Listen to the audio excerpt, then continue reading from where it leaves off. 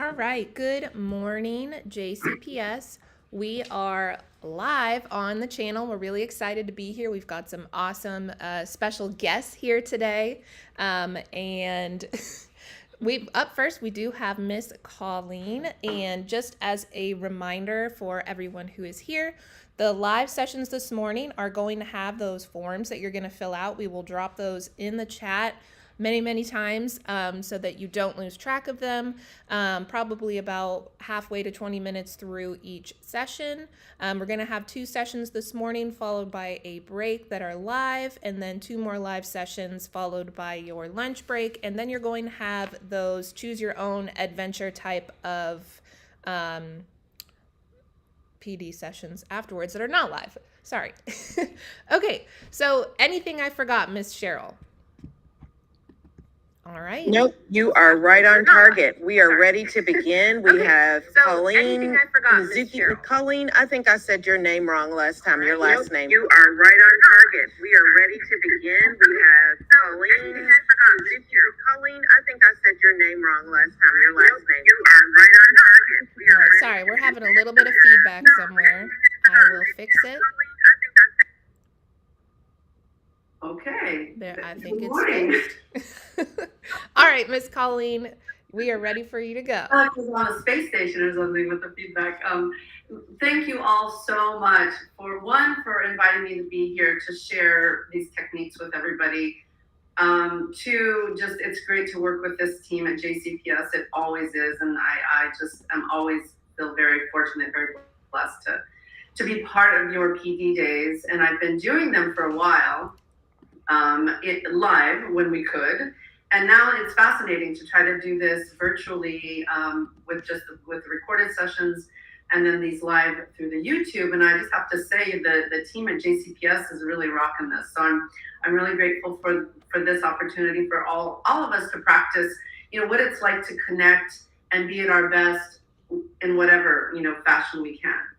So as you see on the schedule and as introduced, my name is Colleen Mizuki, and no, Cheryl, I think you pronounced it just right, and it doesn't matter. Anyway, I appreciate the concern.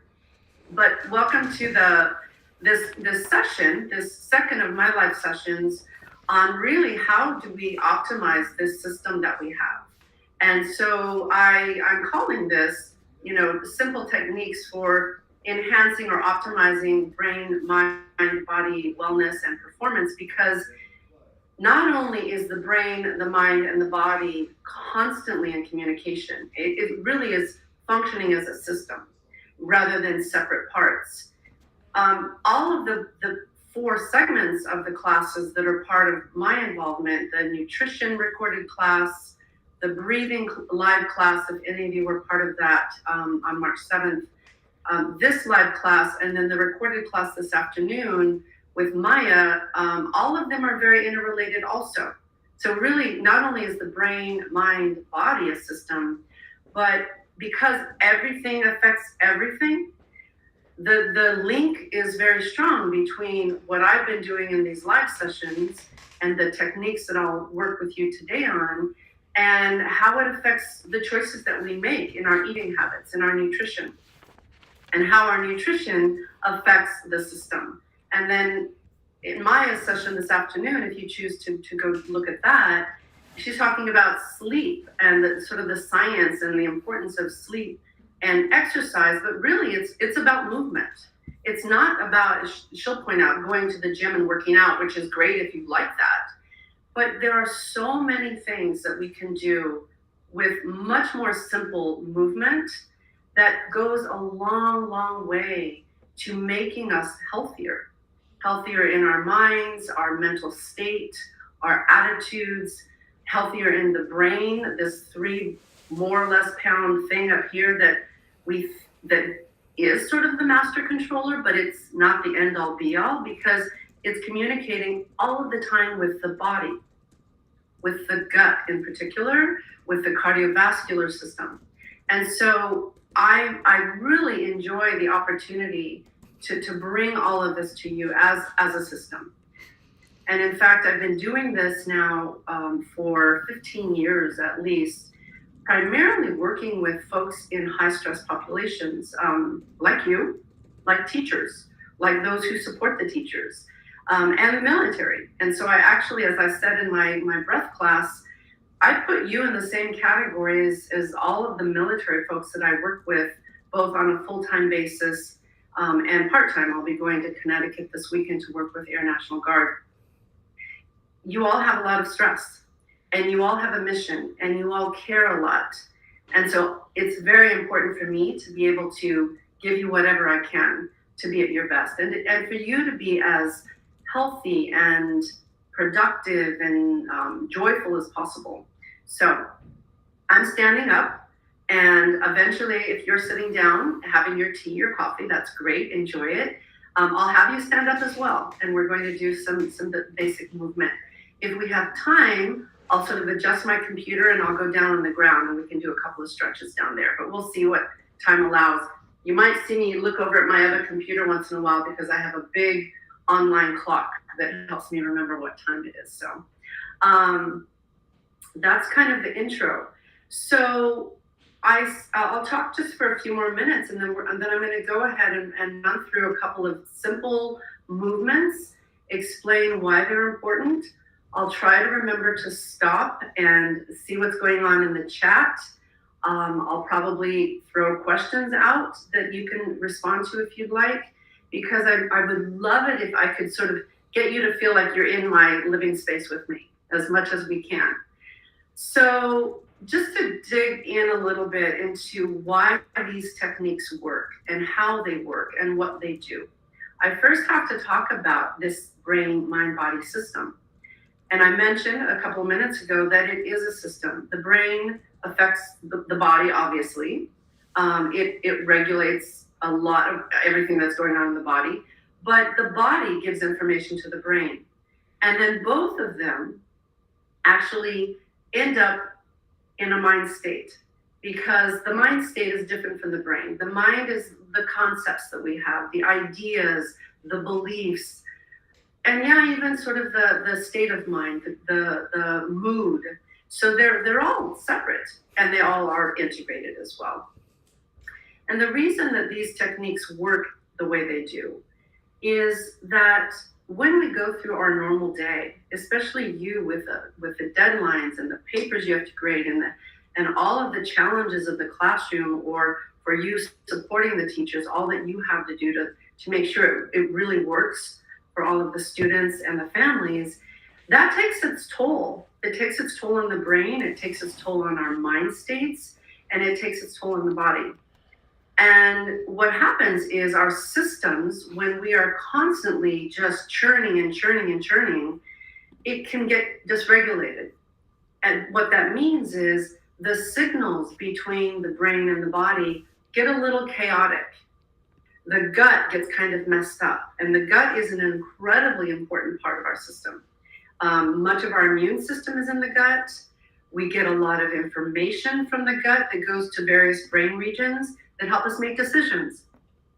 So when the information highway, if you will, between the heart rate and the immune system and the gut and the endocrine system that regulates our hormones, when those signals get a little haywire from stress, they're going to send haywire messages to the brain, and that's going to affect the mind. So that's why these techniques are so helpful. The other thing that I'm going to be doing and reminding you when we practice these techniques is that when we're tuning into what it feels like to be moving in the way we're going to move, or stretching on some simple stretches, I'm going to be reminding you to keep your attention inside the body. So what does it feel like to be moving the arm that way or letting the spine move a certain way? And that's really, really important. In one case, it's important, in a very important part, is it helps us give the mind a bit of a rest. So in other words, we're not multitasking. We can do multiple things at the same time, but the brain can only focus on one thing at a time, really focus.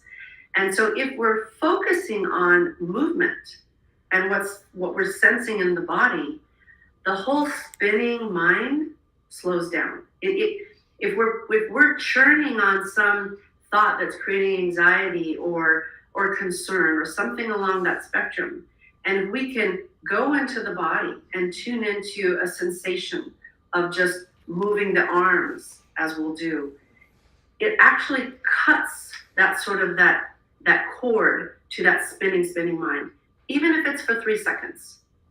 And when we also do that, we're listening to the body, and the body is giving us a lot of very, very important information. I do a lot of coaching for people. And when I have them do these techniques, and I always integrate the techniques and the breathing into my coaching, whether it's life or career or transition, whatever the coaching is I'm doing, we do these techniques because it helps everything settle, it helps everything quiet, and we can then listen to all of the sources of information so that we can make the best decision.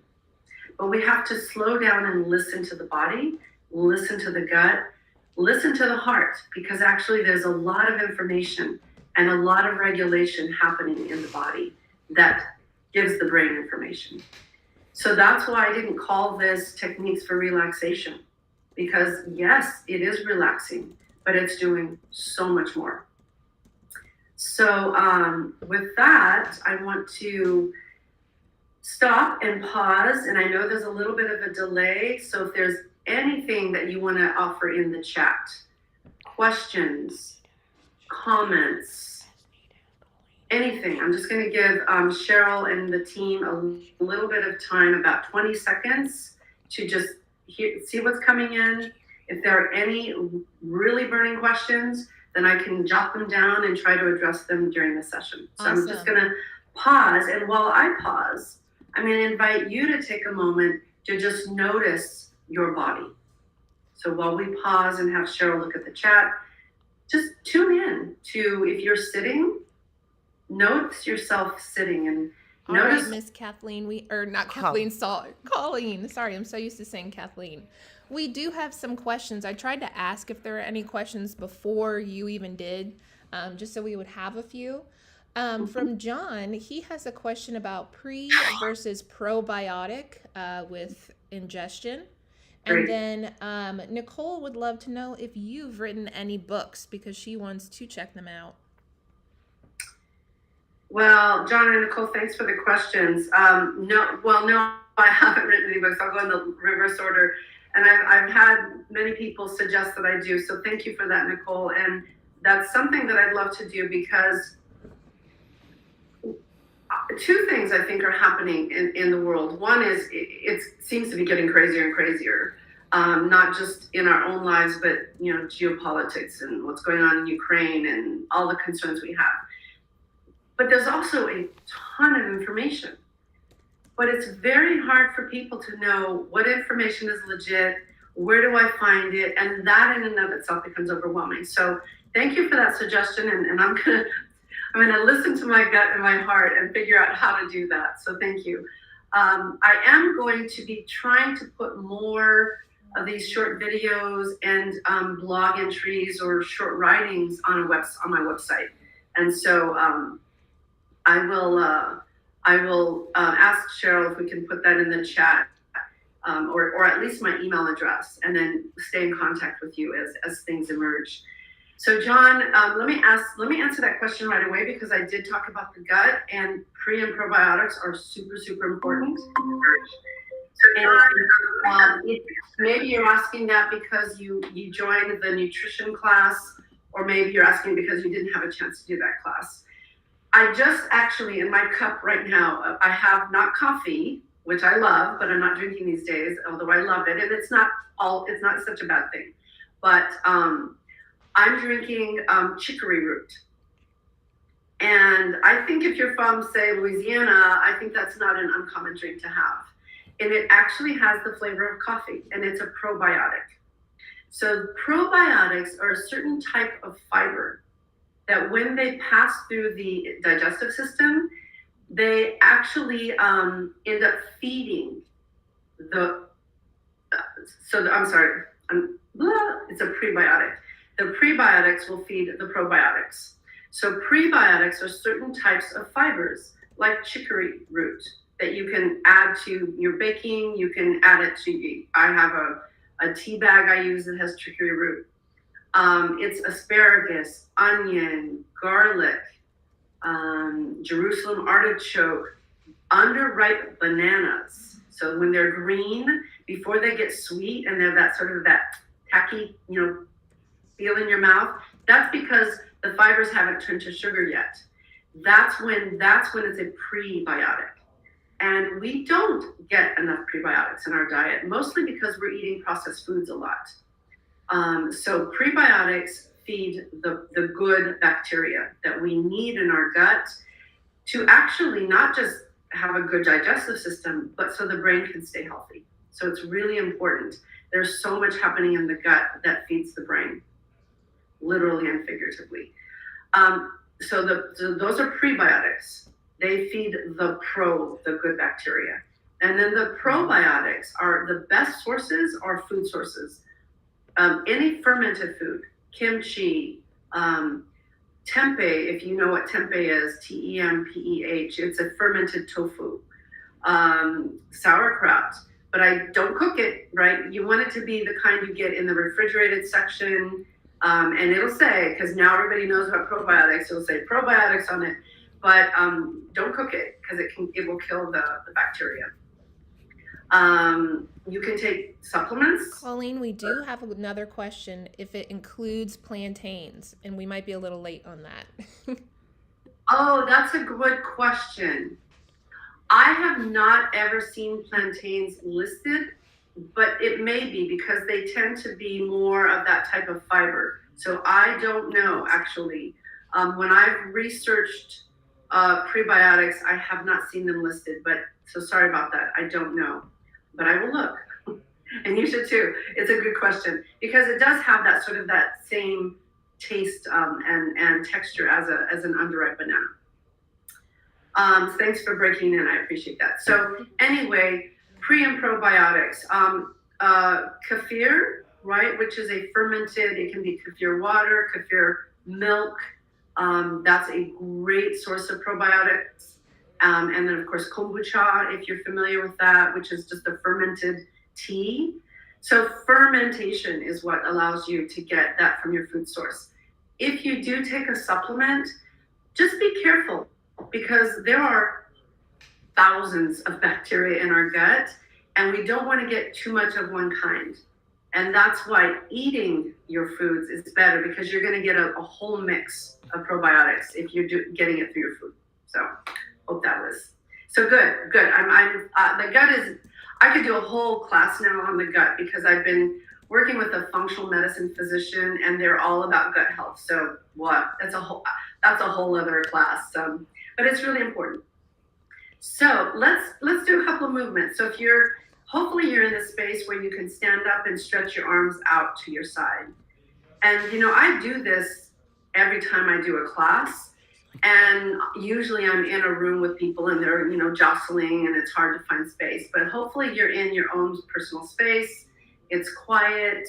And then you can just do these movements in your own quiet space. So as a reminder, I'm going to be talking through them to remind you what to be looking for, what to be tuning into. I'll try to stop periodically so that you don't have my voice coming at you all the time. But it takes reminding at first what to do because we're not doing this to stretch the muscles, which is great. But we're using it as a practice to tune into the body and really listen to it and create more coherent signals between the body, the brain, and then the mind. I also want to say that what I'm going to guide you in the next, what's my clock say? In the next 40 minutes or so, you can use any movement. The point is not what the movement is or what the stretch is, but that you're doing it in a certain way. So let's get started. I'm going to integrate some basic yoga type stretches and a little bit of like Qigong, if you're familiar with that, or Tai Chi. Those are Chinese, they're traditional Chinese movement activities that in and of themselves have massive health and mental benefits. And so I'm just going to integrate them. So let's just start by standing, if you can stand. If you're not able to stand comfortably, please stay seated in a chair. But just allow yourself to have some movement ability, right, if you're sitting down. So whether you're seated or standing, I'm going to guide these from the standing position. But obviously, if you're seated, I'll try to remember to adjust them. So just take a moment, close your eyes if you're comfortable doing so. If not, just lower your gaze, just sort of a soft gaze, a few feet in front of you off the ground. Let's not bend our heads. We want to really keep the head upright, so that you have a nice straight line between the top of your head and the bottom of your vertebra. So that's important for breathing, and it's just we spend so much time like this anyway, and it's really hard on this part of the spine. So just bringing the neck up, feeling that nice straight line, and in fact, you might sort of use your neck muscles to pull your chin back just a little bit, because we often are jutting it forward. So just pulling it back just a little bit. And if you're standing, bring your feet right underneath your hips. So you're not too wide and you're not too close. Just a very nice, stable, rounded position. Arms are just dangling at your side. And we're going to start to bring our attention into the body. That's super important. And anchor it. So we will be anchoring our attention in various parts of the body as we move. But for now, I'd like to ask you to just anchor your attention where your body is making contact with either the ground. So really drawing your attention to your feet, the bottom of your feet. If you're seated, noticing the weight of your body on the chair. Noticing where your body is making contact with the chair. This just allows us to come in, try to keep our attention from spinning in thought and memories and planning. Plenty of time for that.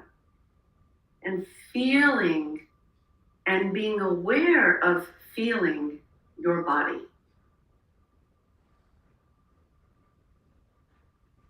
And then just do a quick sort of scan from the top of the head. We're just going to notice the forehead, notice your cheeks and your mouth muscles, and see if they can just relax. And your jaw. Very often we're clenching to some degree and don't even realize it. Can you just unhinge the jaw? Let it go slack. Notice what that feels like if your jaw was tight and then it's more relaxed. Notice that difference.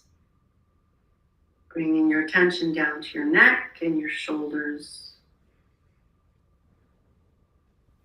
down your arms, and you're just noticing, is the body already telling you anything? Is there some tingling? Is there pulsing?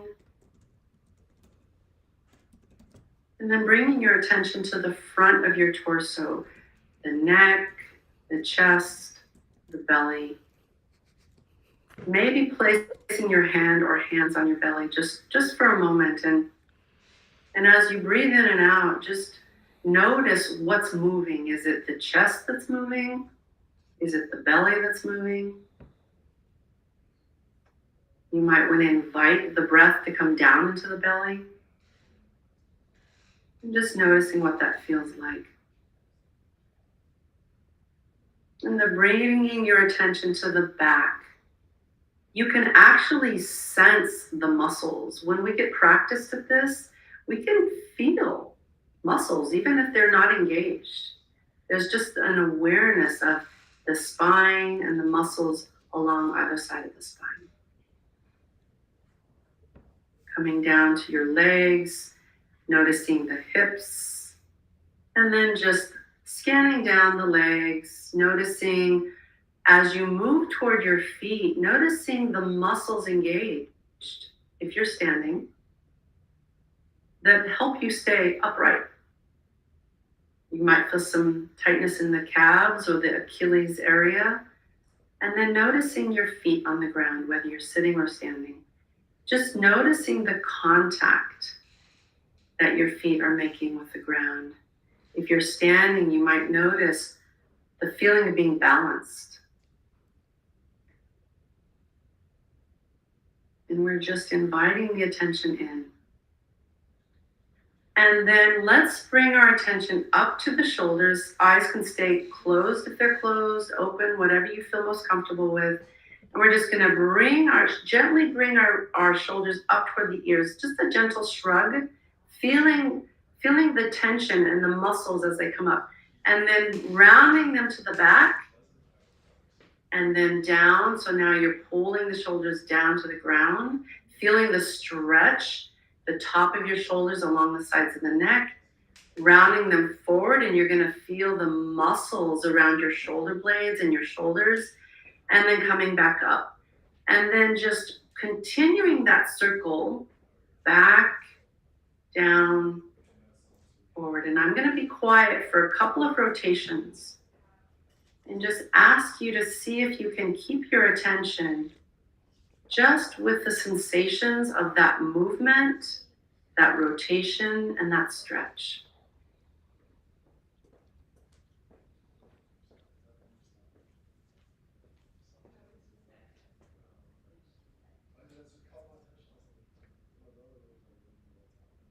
And then when you're ready, just reverse it. Going back, squeezing the shoulder blades together, up to a shrug, pulling the shoulders together in front, and then down.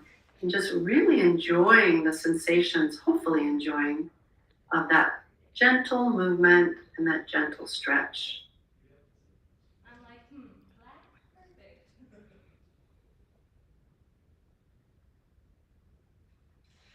One last rotation.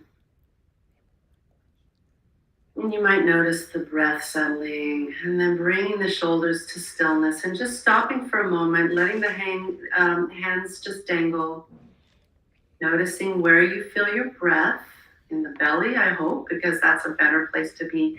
Bring the air into it. Allows the diaphragm to drop and the lungs to fill if you can breathe in through the belly. Sometimes it's hard. We're not forcing it.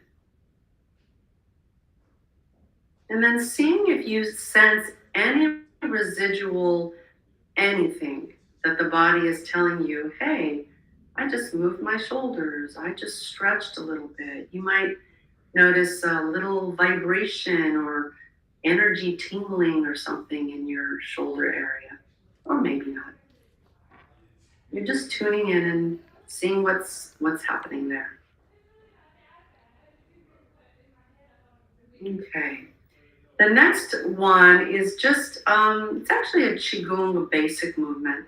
And we're going to do this really slowly. And after this one, I'm going to stop. If I don't, ladies, interrupt me.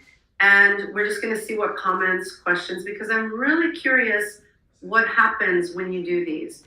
Do you notice the mind settling?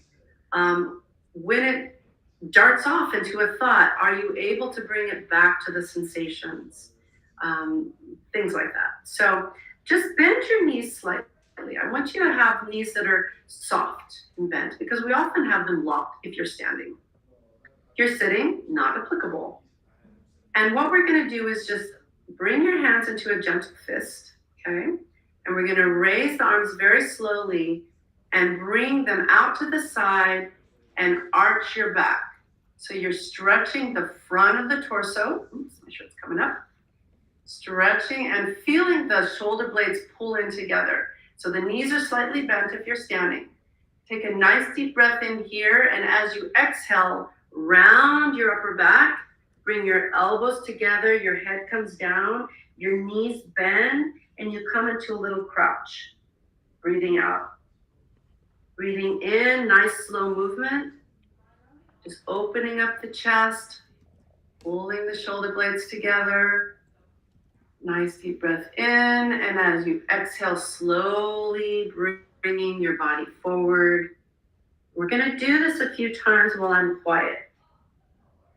And I want to invite you to just feel the slow movement coordinated with your breath, and see if you can use this as just a little mini meditation time where the mind is just focused on the movement and the sensations of the movement and your breath.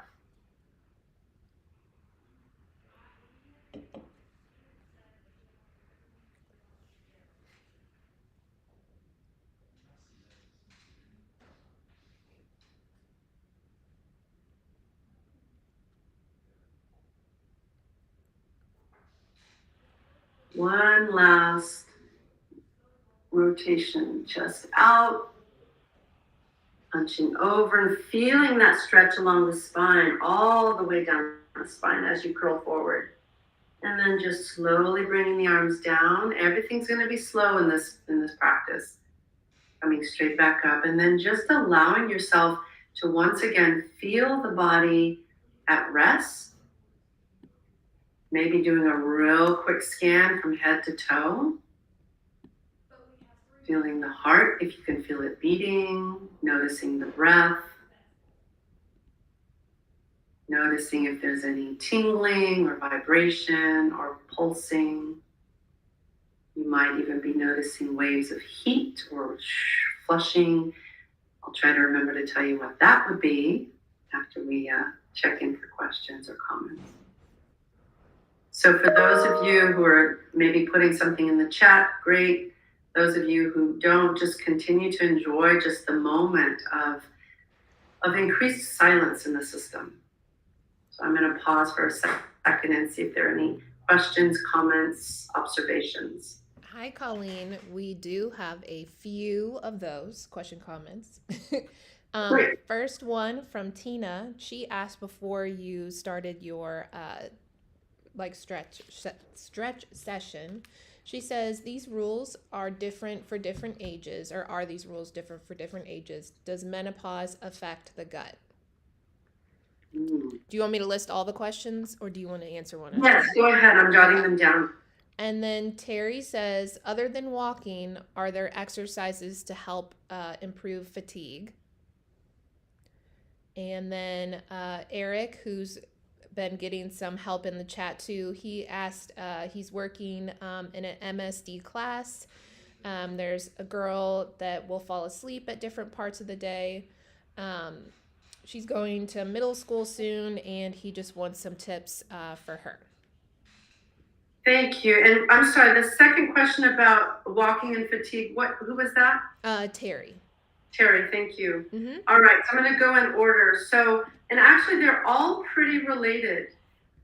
So Tina, no, there's no, all of these, I deliberately do stretches and movement that anybody can do. I think if somebody has a shoulder injury, we want to be careful with the rotation, right? This should be okay for anybody.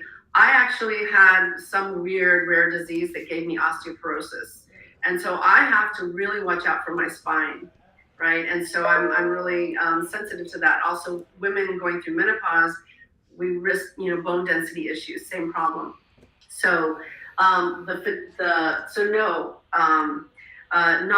any different. So menopause in the gut, yes, everything affects the gut. And when our hormonal system changes, our gut's going to change. One of the things that happens as anybody gets older is we start to lose hydrochloric acid production, and that really affects the gut.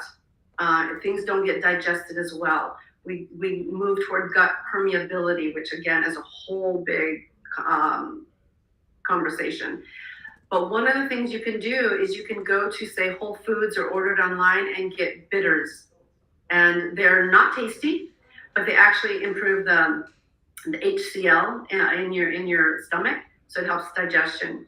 So there are a number of things that happen. It's not just so much menopause in the gut, it's aging in the gut, it's stress in the gut. So those are really big pieces. So Terry, other than walking, so both Terry and Eric, your question about the student who falls asleep and fatigue, there are a lot of reasons why people have a lot of fatigue. One of the reasons that's true for everybody, fatigue often comes from our batteries just being drained from too much stress, obviously not enough sleep, even gut health, right? So it's going to affect the brain chemistry, and that's going to affect our sleep ability. So walking is fabulous. And these movement techniques are actually very good for fatigue because they help reset, help regulate the autonomic nervous system. And it's the autonomic nervous system that controls our stress response and recovery. So the more that we can recharge the batteries through breathing techniques, these simple movements, stretching, will help with fatigue. It will help with hopefully the student that Eric's talking about is falling asleep, don't know what's causing that. You know, if it's a disorder, or if it's not sleeping enough at home, which is probably likely for most people, or the nervous system is so dysregulated from trauma or stress that it might be going into sort of a freeze state, and that can cause people to feel really sleepy and they just want to go to sleep because there's the vagal nerve, the vagus nerve, which is the longest nerve in our body, is very important in all of this communication and all of the regulation between the body and the brain. And it has two, ventral and dorsal. And if we go into freeze, the dorsal vagal system kind of dominates and we get sleepy. And we kind of, so that could be going on too. So Eric, if I could, Cheryl, I don't know if you still have my email address. I'd be happy to follow up on any of these questions by email as well. So, and send resources folks' way. Yes, we dropped your email in the chat. We'll drop it again. And I'll make sure it's listed. Thank you. Because I'm so passionate about this stuff, and an hour is not enough to do much, but thank you for the questions. Okay, I'm going to pause for just a second to see if anything else has popped up. Yes, we do have a few more questions. So Paul asks, are there any good free apps or sites to help guide me?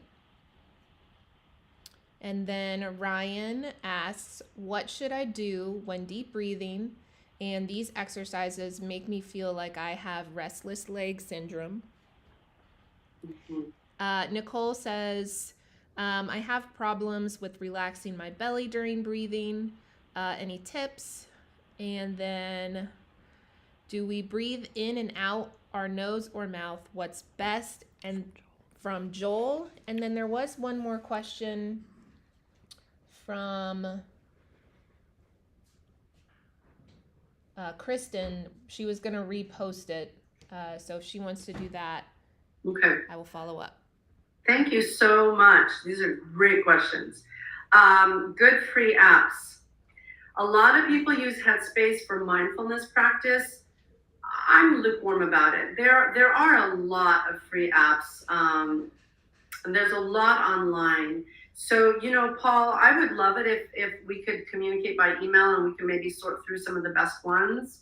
There's one that I've tried, a lot of mindfulness apps.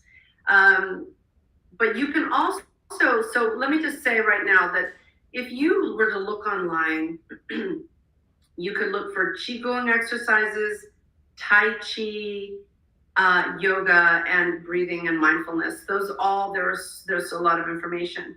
And there is a lot. There's a lot out there. I'll just leave it at that. And if you're comfortable emailing with me, we can find out which ones would be best for you.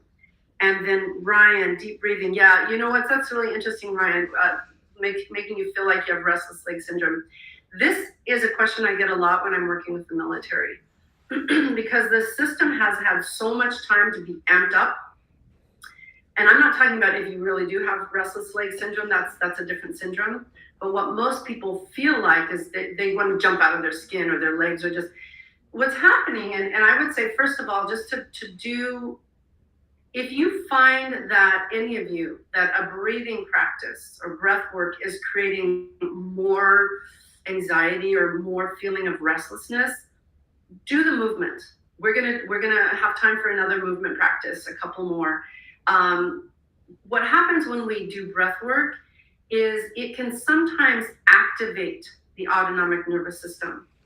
And so it's being counterproductive at first. And if the system is super dysregulated, and that's not a judgment, that's what that means is there's been so much stress in the system that the signals are just a little haywire. If that's happening, when we settle down and we do breath work or some of these techniques, the system is really responding, and it's going to take a while for the system to become more regulated. But I would definitely recommend that you do a mindful movement, the techniques we're doing here, and a breathing practice that I think is best and most helpful is one that I taught in my session. I don't know if folks can go back and watch it if you recorded it, but you can look online, and it's by Heart Math Institute, Math, M-A-T-H, Heart Math Institute, and it's heart-focused breathing. And that immediately helps balance out the two branches of the nervous system so that there's less of a tendency for people to get more amped up. Hope that makes sense. Please email me if it doesn't. Nicole, a lot of people have trouble relaxing their belly. What I try to do if I have more time and I'm doing a breathing class is I just have people, and it takes some time because as we get older, and especially as we do more texting and writing, we start to breathe in and out of the chest, right? I'm exaggerating, but this way. And then this starts to it forgets what it needs to do. The diaphragm stays tight. Sorry about that. Diaphragm stays tight, and the muscles we forget how to bring it down. And what I mean by forgetting is it's not an intellectual forgetting, it's the body forgets how to do it. So I would suggest for anybody who's having trouble with that, and actually somebody, maybe it was Cheryl mentioned this last class in our breathing class, and somebody else did too, that I would say just practice by putting your hands on your lower belly and then just pushing it out. Pushing it out, forcing the muscles out, and you're going to feel the diaphragm, right? You're going to feel it taut. And then just see if you can, when you breathe out, it's like you can try putting your hands on your waist. And as you breathe out, you're going to feel your hands kind of separate out. And then as you breathe in, see if you can feel the side muscles and the front folding in. It's going to take some practice, but just do that without focusing on the breath. Just let the belly expand and contract. And then it's you're getting core workout too, right? So that's good, but just getting it used to moving like that. And then one of the things you can do is when you breathe in, and the answer to Joel, yes, breathing in and out of the nose, most research, and there's always competing research, but most research, and I agree, will say it's much better. It helps you actually absorb oxygen better because nitric oxide is produced in the paranasal cavities, and that produces nitric oxide, which actually allows better absorption of oxygen. So breathing in and out of the nose, even if you're running, even if you're exercising, ultimately is better, but definitely for these practices if you can. So what you can try doing to get the belly into a more ready to breathe is when you breathe in through the nose, see if you can feel it coming down, down, down, down. And as much as you can, see if you can pull it all the way down into your lower belly. And that's when that exercise I just talked about helps, because once you get those belly muscles ready to expand again, it's going to be easier to let the breath flow into the lower abdomen. And when you do that, as I mentioned earlier, the diaphragm drops, and then the lungs can fill with oxygen better. So I hope that helps. Okay, and then Kristen, you were gonna repost. Yes, we have her question. She asks, does the vagal nerve tissue get damaged, and can it be repaired? A great question, Kristen. I'm sure it can get damaged, just like any nerve can get damaged. I don't know of what would do that besides some major accident. That question, I'm not a neurologist, obviously, and I think I can't speak to nerve repair. I can say that even without, say, structural damage in the vagus nerve, it can get a little imbalanced between the dorsal and the vagal, and that's called the polyvagal theory. You might want to look that up. It's very complicated, but it's very interesting area of research. What happens, and the way that we can tune up our vagal system, and when we tune the vagus nerve, we're actually helping the gut. Okay, again, it's like a super highway of information between the gut and the brain. The techniques that allow that, actually the one we just did, helps that. Deep belly breathing helps stimulate the vagus nerve. And also, I don't know if you were in the breathing class, Nicole, but or any of you that are listening, there was a type of breath practice that I taught. It was called Ujjayi Breath. It's Sanskrit, but I think transliterated Ujjayi, if you want to look it up. It's a breath work that constricts the lower throat a little bit. And when you do that, or when you do a vu breathing, which I practice, which just means when you breathe in and then either hum on your out breath, or in this case, open your mouth, and you can feel vibration, that's stimulating the vagus nerve. So that helps regenerate it or help it become more functional. Okay. So wonderful, wonderful questions. I'm looking at my clock here. We have one. We have another question. Yes, from Joel. Are there breathing exercises to distress the lower back muscles? Yeah, absolutely. So, Joel, I'm not sure if you're able to feel the lower belly breath, but for anybody out there, even if you can't, I would say that's really a prime area for you to work. Just when you're just sitting and you have 3 minutes before you have to start a call or eat your meal or something, see if you can just, again, take the air in through the nose if it's not too stuffy, breathe it in, and see if you can get that lower belly to expand. What you're going to notice as that becomes more comfortable for you is you will actually notice not only the belly expanding out, but you're going to feel the sides expand, and you can actually feel the lower back working, because all of these muscles all of these functional core muscles are engaged with especially the Ujjayi breath. So for example, I'm just going to see if I can narrate it here. If you want to try this, everybody, breathing in and just, again, see if you can really push out your stomach muscles, but also just really feel, it's kind of hard to describe. See if you can feel all of this wrapped around muscle expand. I'm exaggerating. I'm not going to come out like this, but just feel it. And then when you breathe in and you feel the muscles wrap again around the core, you're also engaging the lower back. So any deep belly breathing will help relax the back. Also, the one we just did, this is great for that. And especially if you're deep breathing here, and it's going to be full torso breathing because your belly's tight, right? But when you breathe out and you contract your core muscles in and you're going to stretch this area, that's going to be very helpful. But any breathing practices that are affecting the nervous system are actually going to be relaxing all muscles. It's going to be nourishing them and relaxing them. So, all right. Ooh, how much time do we have? Okay, so I would like to, I'm just gonna walk through one really quickly, and then I'm going to do a mindful walking practice. So hopefully you're all able to stand and do we don't need much space, but I'd like to introduce this to you because it's not something that people would necessarily go online and look for. And I think guiding you in this practice is really helpful for all of the benefits that we talked about.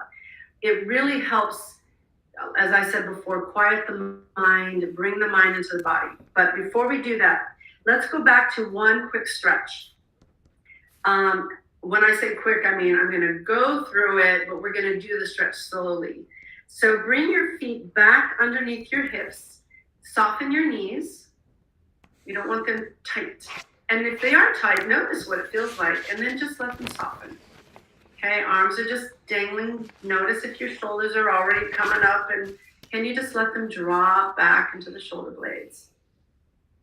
And what we're going to do is just a gentle side stretch, okay? But I want you to do it slowly. Almost like I'm going to have you raise your arms out to the side, but really slowly, like you're cutting through jello or water or oil or something, okay? So just take a nice deep breath in through the nose if you can. Feeling it if you can, coming into the lower belly, maybe the sides and the back. If that's not available to you yet, don't worry, with practice it will. Nice deep exhale. And then on the next inhale, just slowly raise your arms out to the side. And what we're doing now is we're really tuning into all of the sensations that come into your awareness of muscles that are being recruited. I would say come up to where your arms are parallel to the ground and stop, just so you can notice what it's like to have your arms stretched out. You're going to feel the deltoids, the top of your shoulders, maybe even activation in your armpits. You might feel something happening in your upper arm, top of your upper arm. And then continuing up slowly. Again, as you raise your arms, if you have shoulder impingement or shoulder issues, just go as far as it's comfortable. If you're able to, if it's available to you, bringing your arms all the way nice and slowly where your arms are on either side of the head. And then feel your feet, even if you're sitting, feel your rear end rooted into the chair, your feet into the ground if you're standing. And then lift the upper part of your torso up. So you're bringing your fingers up to the ceiling and feel that nice stretch in the spine. So Joel, this is really good for the lower back as well. So you're rooting your lower half to the body to the ground, and you're extending the spine, you're elongating the spine. Your arms are already probably telling you, I'm getting tired. Now, gently lower your body over your left side. You don't have to stretch very far. I just want you to tune into the sensations all the way through the arm, the armpit, and the side, maybe even your hip. And notice your breath here. You might notice it in your chest, or you might actually notice it in the side and the belly. And then just on your next in-breath, come up with your breath. Once again, lift your fingers up to the ceiling so you're getting a nice elongated spine, almost feeling the space increase between the vertebra. I'm going to have you breathe out and bend over your other side. And just tuning into the stretch. You don't have to go far. Just feeling the stretch on the left side. I think you're bending over your right. Whatever side is stretching, just feeling how far down the hip or leg, what it's like on the side. And then on your next in-breath, gently come up. Feel the core muscles pulling you up. Take a nice deep breath in. Lift your fingers up to the ceiling again. Give that vertebra a nice stretch. And as you exhale, lower the arms very slowly. Slowly enough that you can notice the changes in the muscles And eventually you might, as the hands come down, even notice blood flowing back into your fingers, tingling or pulsing. And then as your hands come to rest on the other side of your body, just let the shoulders drop. Make sure they're nice and dropped and settled on the shelves in your back, the shoulder blades. And then just notice your knees. If they're bent, that's nice. If they're locked, soften them.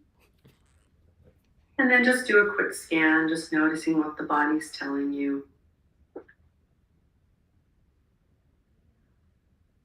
Okay, we have 5 minutes, gang. So I'm going to just demonstrate mindful walking.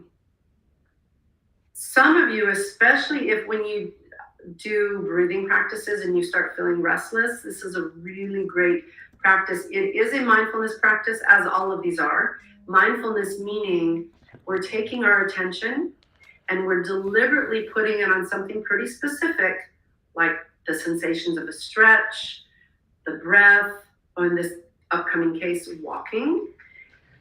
And it's allowing the mind to be trained and sort of focused on one thing at a time. So it has multiple benefits we can go into. Lots of research on this that you can even find online. So mindful walking is just walking with the only purpose being to tune into the sensations of walking, not to get somewhere. So I'm going to turn to the side and show you how far that you have to go. Maybe 2 steps or 3 steps in front. I'm going to turn and come back. So if you want to try it along with me, or just watch me. So basically, always start every practice with feeling your feet rooted to the ground, noticing your body in space, just sort of, what does it feel like to have the body in this position, just standing? Because this is a very awareness building practice.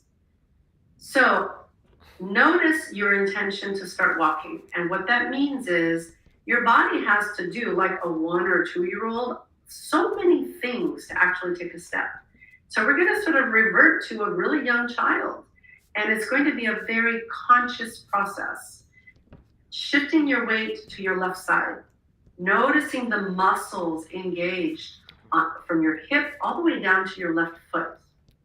And then slowly lifting your right foot up, noticing the knee bending, the leg engaged, and then allowing your foot to place your heel down. Your left leg will bend. You'll feel your heel rooted on the floor on your right foot. And then you're going to push off from your left foot, left leg, as you tilt forward to take that first step. You'll notice the weight shifting to your right foot. You'll notice the toes grabbing, right? The toes have to work. Lifting up the left leg, noticing what that feels like. You have to balance for a moment, placing your left heel down, and then moving forward.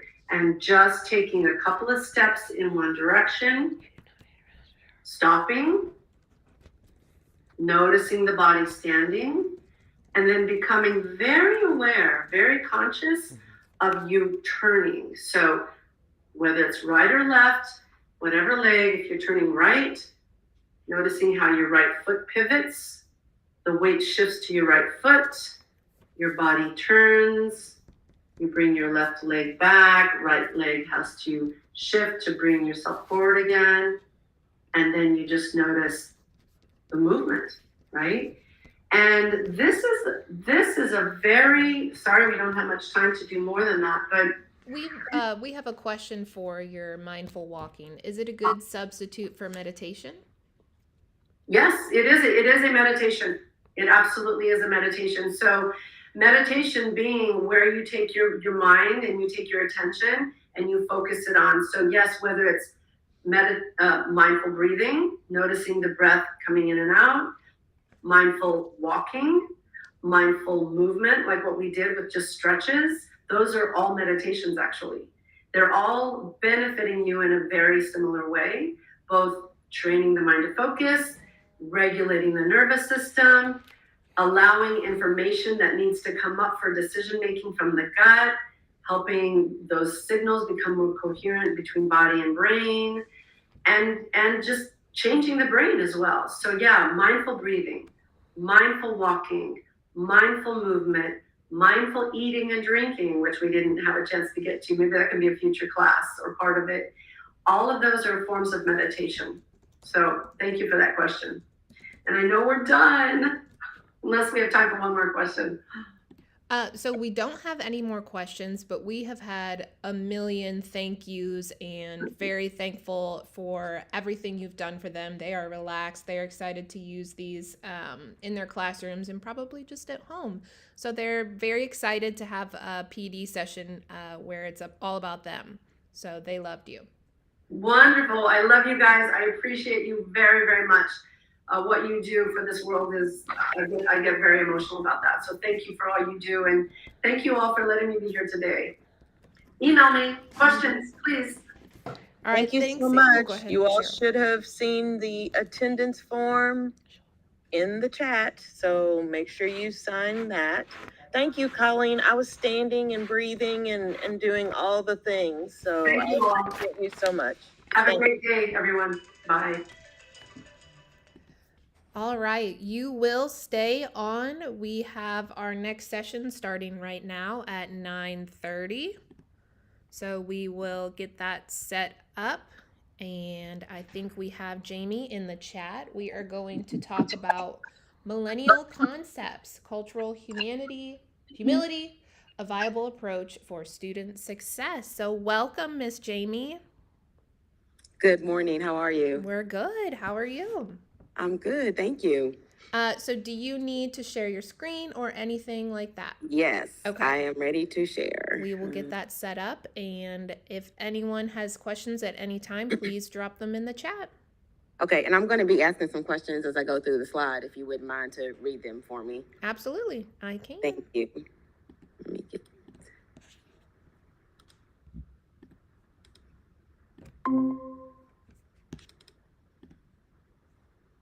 Okay, here we go.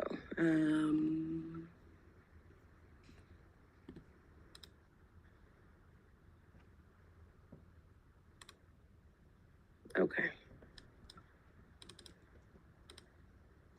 Can you see my screen okay?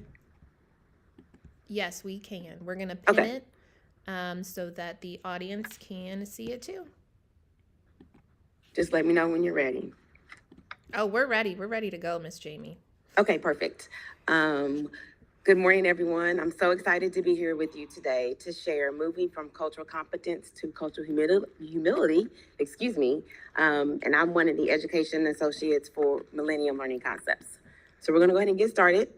I like to ask questions as we go along, so please feel free to use the chat for those. So we'll go ahead. So today we're gonna be talking about a couple of things. The first one is culture and why it matters. We're going to talk about cultural competence. I'm going to define it a little bit and give you a couple of tidbits of what that looks like. And then we're also going to talk about cultural humility. When I began working on this presentation, I had never really heard of the term cultural humility, but since then it seems to be everywhere. So I'm going to, as we get to the slide, I'd like to know from you guys if you've heard before and if you know what it means. And it's always important in these to present context before content. And so that's what this slide is for. Okay, so first we have a quick bell ringer. It's just a little quick activity just to kind of get your mind thinking. And I want you to give me your thoughts about this quote. When someone with the authority of an educator or practitioner describes the world and you are not in it, there is a moment of psychic disequilibrium, as if you looked into a mirror and saw nothing. So what are your thoughts about that quote? Have you heard it before? What do you think of when you see it? Are there certain words that stick out? All right, so there is a slight delay. So it looks like on the channel you are now reading that quote in future time. And we will give everybody a couple seconds to respond. So don't worry, they will respond. It's just a lag. Oh, okay, I'm sorry about that. Oh, no worries. Just we forgot to tell you, but now you know.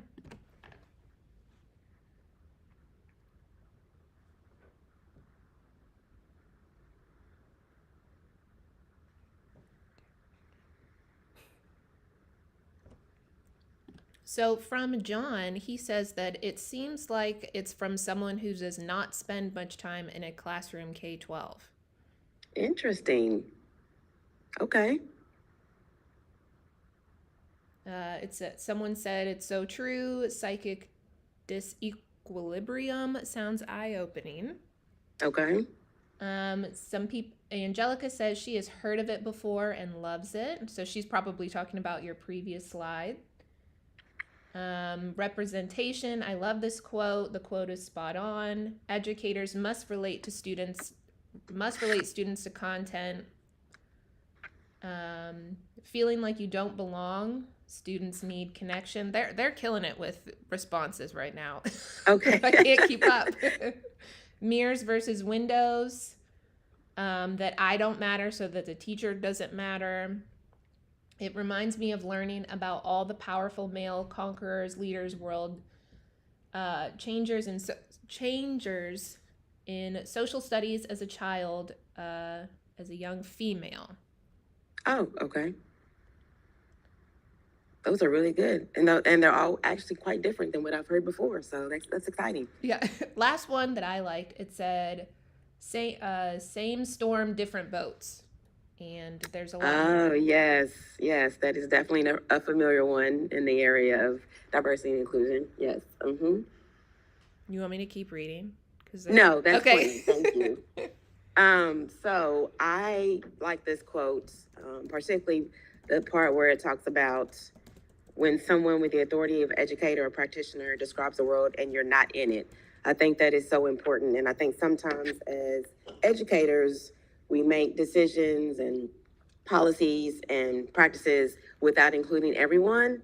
And so those aren't always equitable. And so I really like this quote. And as a person of color, I do sometimes feel this like a disequilibrium that it talks about when things are discussed and implemented, and I don't have a say-so in it. So I really like this quote. I'm glad you've heard it before, and I encourage you to use it when you're in your practice and talking also. Okay, so now we're going to go to culture and why it matters. Okay, so culture gives context and meaning. And so what exactly does that mean? So it's a filter through which people process their experiences and events of their lives. It influences people's values, actions, and expectations of themselves.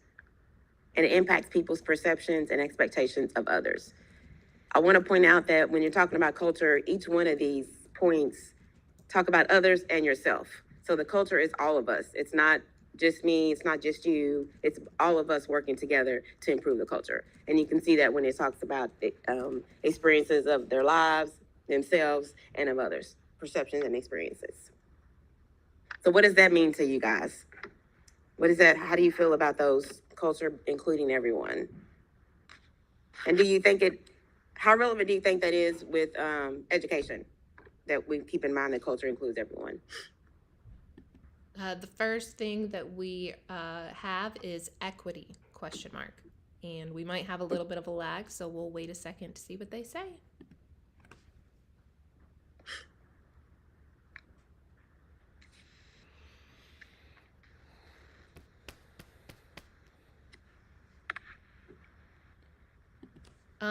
From Laquita, she says, that is powerful. It devalues you and makes you feel insignificant.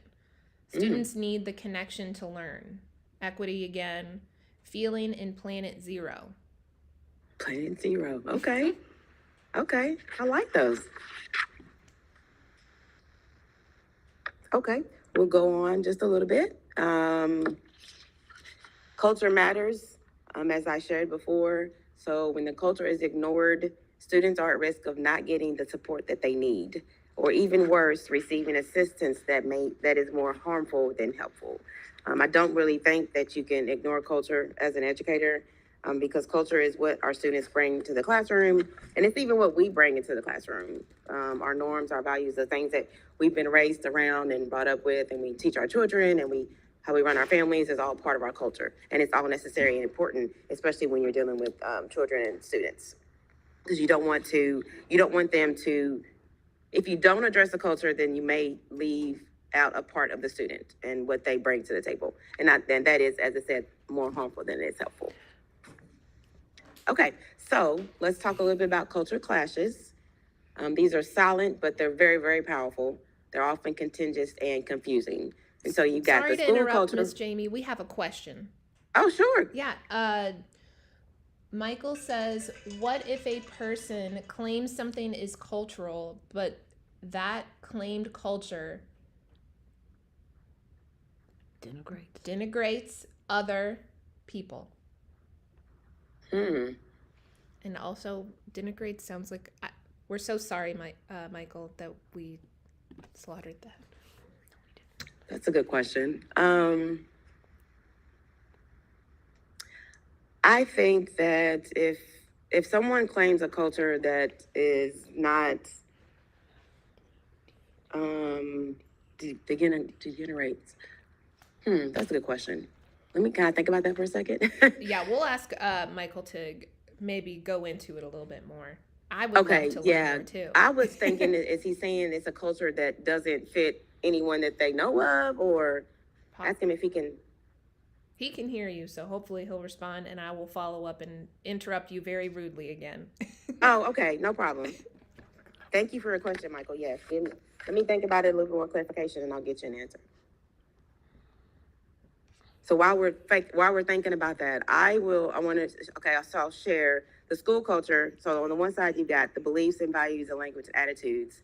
And then you've got the other side, the home and community culture. Again, the beliefs, values, and attitudes.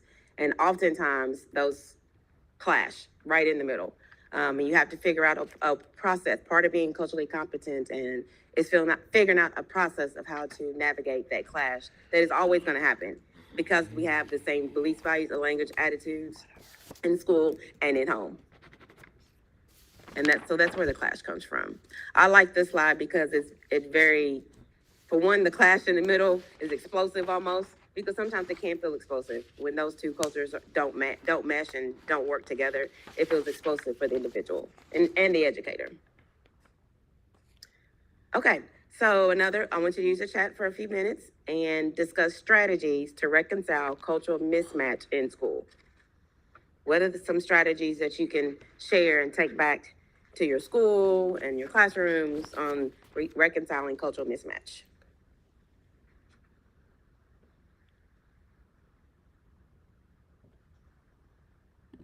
Do you want to hear some of them? Yes, please. Thank you. Okay, so we've got, I think it's going quick. I think it relates to the last slide, to people receiving assistance that is more harmful than helpful. Culture must not be just understood, but also must be taught. Mm-hmm. If not, then insensitivity will continue to make the sessions necessary. I think the example of the baker who won't make a cake for a gay wedding is an example of what he is describing. Mm-hmm. Makes me think of the study Thurgood Marshall's psychologist did when the children in separate but equal SCOUS case, to show that this very thing was psychologically damaging to children. Mm-hmm. Mm-hmm. Those are really good. Okay. I like that. I had forgotten about the example about the baker wouldn't bake the cake for the gay wedding. That was controversial, and it was definitely a game changer when that happened. Thank you for that example. I'm going to add that to my skill set to talk about. Okay, so we're going to think about. I want you to think back to your past, growing up, your childhood, the things that you learned in your home, and think about the messages that you got as you were growing up. And I've got some very specific ones here that I want you to think about again. If we're in person, we'd be able to have these conversations. So that's why I'm asking you to use the chat, and I appreciate that. So let's look at some of them. So the first one is messages about gender. Think about when you were growing up, even through high school, as you begin forming your ideas and values.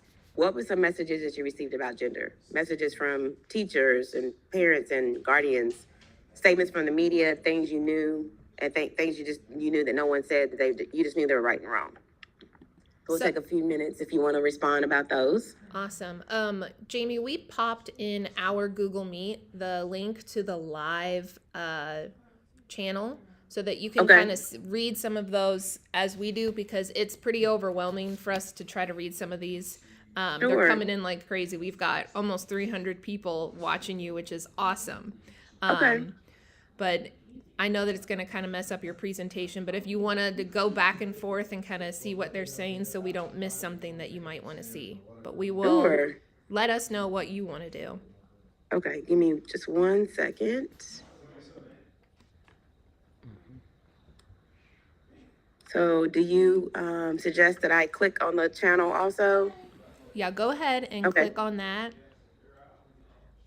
And you'll see that live chat, and you can kind of interact and see who's saying what. And you might have to go back and forth between your presentation, but I'm sure that our audience appreciates you seeing kind of what they're saying more than getting a little jumbled up of what they see. Okay.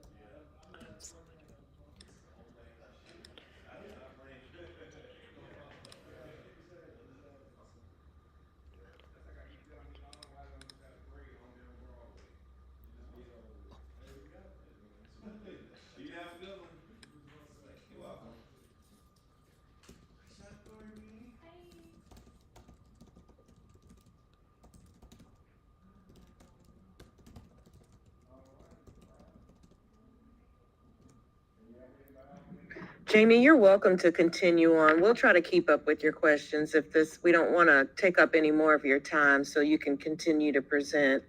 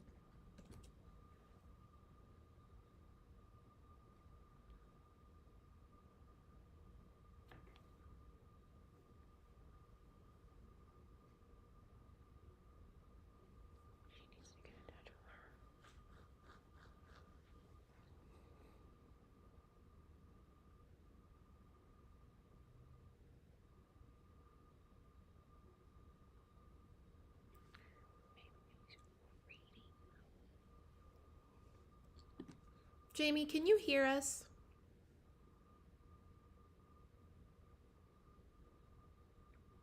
Cheryl, I think we lost Jamie on our end. I don't know if you hear her now or... No, I think she, when she tried to switch over, she clicked off of the channel. I'm trying to... All right, well, while we are taking a second to, I keep pressing snooze instead of stop. We'll check in on our schedule for today.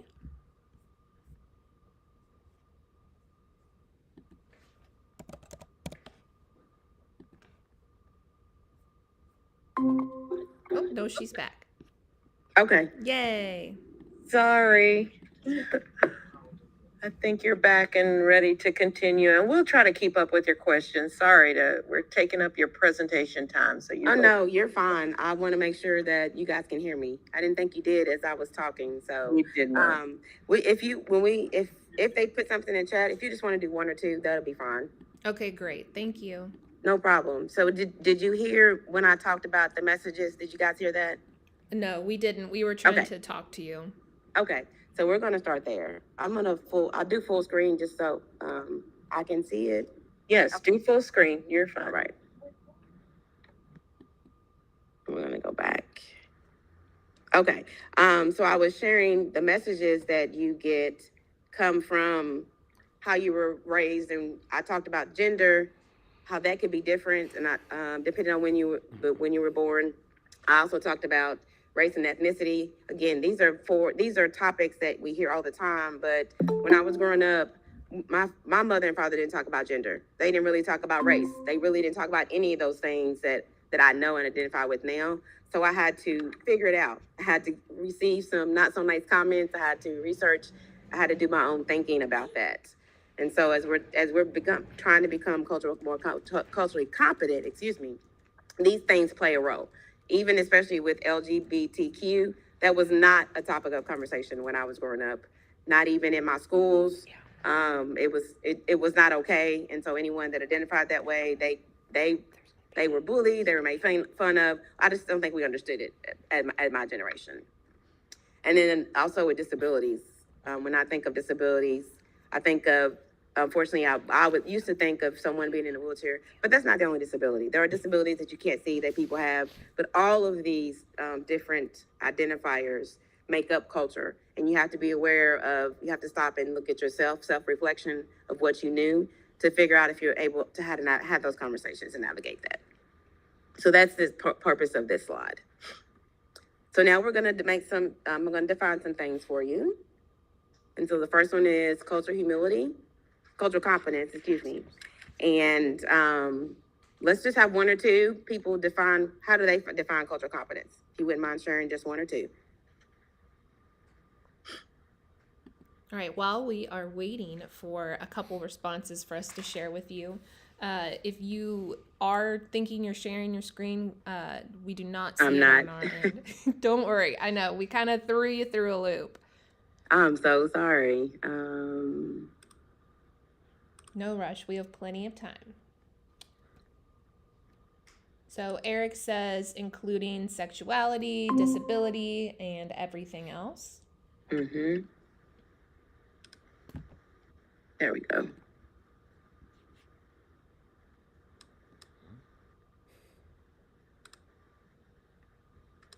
Okay, can you see my screen now? Yes. Okay. Only bad part about it is it goes all the way back. I apologize for the technical difficulties, everyone.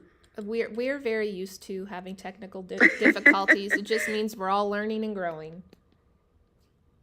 Okay, here we go. So these are the perspectives from the past. Okay. Perfect. So from Michelle, awareness, knowledge, accepting. Mm-hmm. Being aware that your culture isn't the end-all be-all and that you should be open to topics that might make you uncomfortable at first. Mm-hmm. Yes. And we'll do one more, if you don't mind. Constantly learning about this constantly changing world. The world probably is what. Okay, perfect. Those are really good definitions. So here's some that I wanted to share. And it's the ability to interact effectively with people who have cultural experiences, beliefs, practices, values, traditions, and ways of communicating that are different from your own, often tackled by learning about the patterns of behavior, beliefs, language, values, and customs of particular groups. And it's a combination of three elements. So there's awareness, and that means being aware of one's own worldview. There's knowledge, and that means that you're gaining knowledge of different cultural practices and worldviews. And then there's skills, and that means that you are developing skills for communicating and interacting across cultures. So cultural competence has three elements: awareness, knowledge, and skills. So now we're going to talk about cultural humility. And as I said before at the beginning, this is a new term for me. So I'm very excited to share some things that I have reached out and share some attributes of what that could look like. So cultural humility is defined as the process of self-evaluation, and I wish I could circle that focuses on how our culture influences our perceptions of other communities and the impact that it has on our ability to participate in successful cultural exchanges. Self-evaluation is so important. Being a good steward of cultural competence is always looking at yourself and figuring out again, what biases do you have? What does your culture look like? You cannot communicate effectively if you don't know what you bring to the table already. And so that's why I think self-awareness needs to be bolded and circled several times. Those who practice cultural humility work to increase their self-awareness of their own biases and perceptions and engage in lifelong self-reflection process about how to put these aside and learn. So I'm gonna ask one more question on this slide. Has anyone heard of cultural humility before? If you can just kind of give me maybe yes, no, what they're... We are waiting on our end for Sure. the channel to catch up. First one, no, from Miss Destiny. Oh, okay.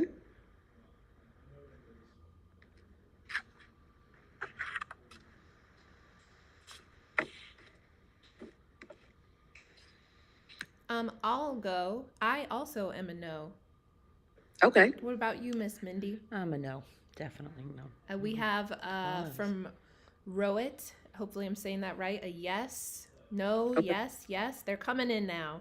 Okay. No. Okay. So It's a some have have it, and it's some kind of haven't. half Okay. and half, and a couple kind ofs. Okay, perfect.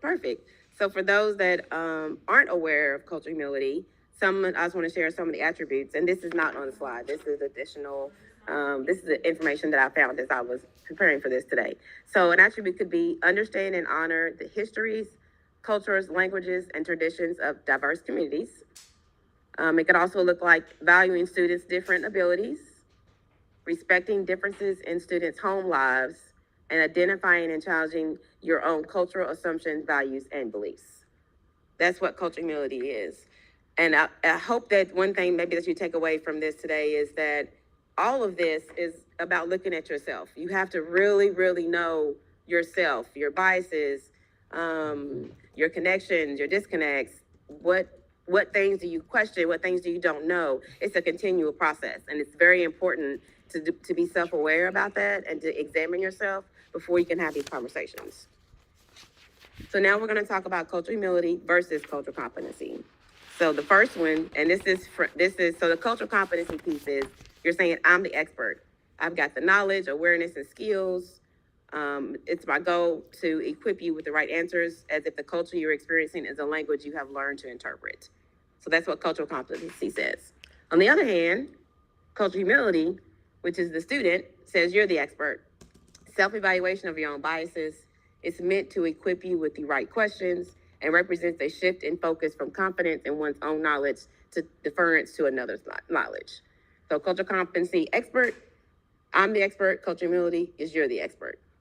And I think this could work even in conversations between colleagues and families. It's not just limited to students. I know that's what we're talking about because we're educators, but I think some of these strategies and some of these things could also be applied in your home life.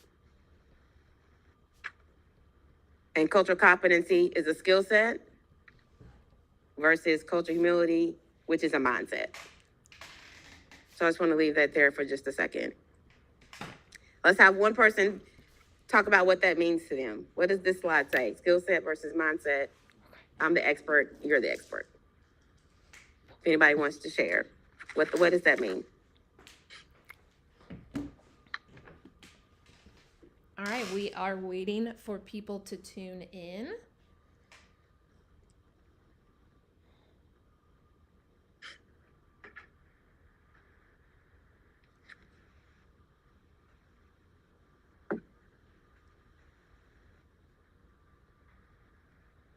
That's good. That means they're thinking. I like it. If you're ever working with educators, we love a long wait time. It's our Yeah. favorite. Whoa.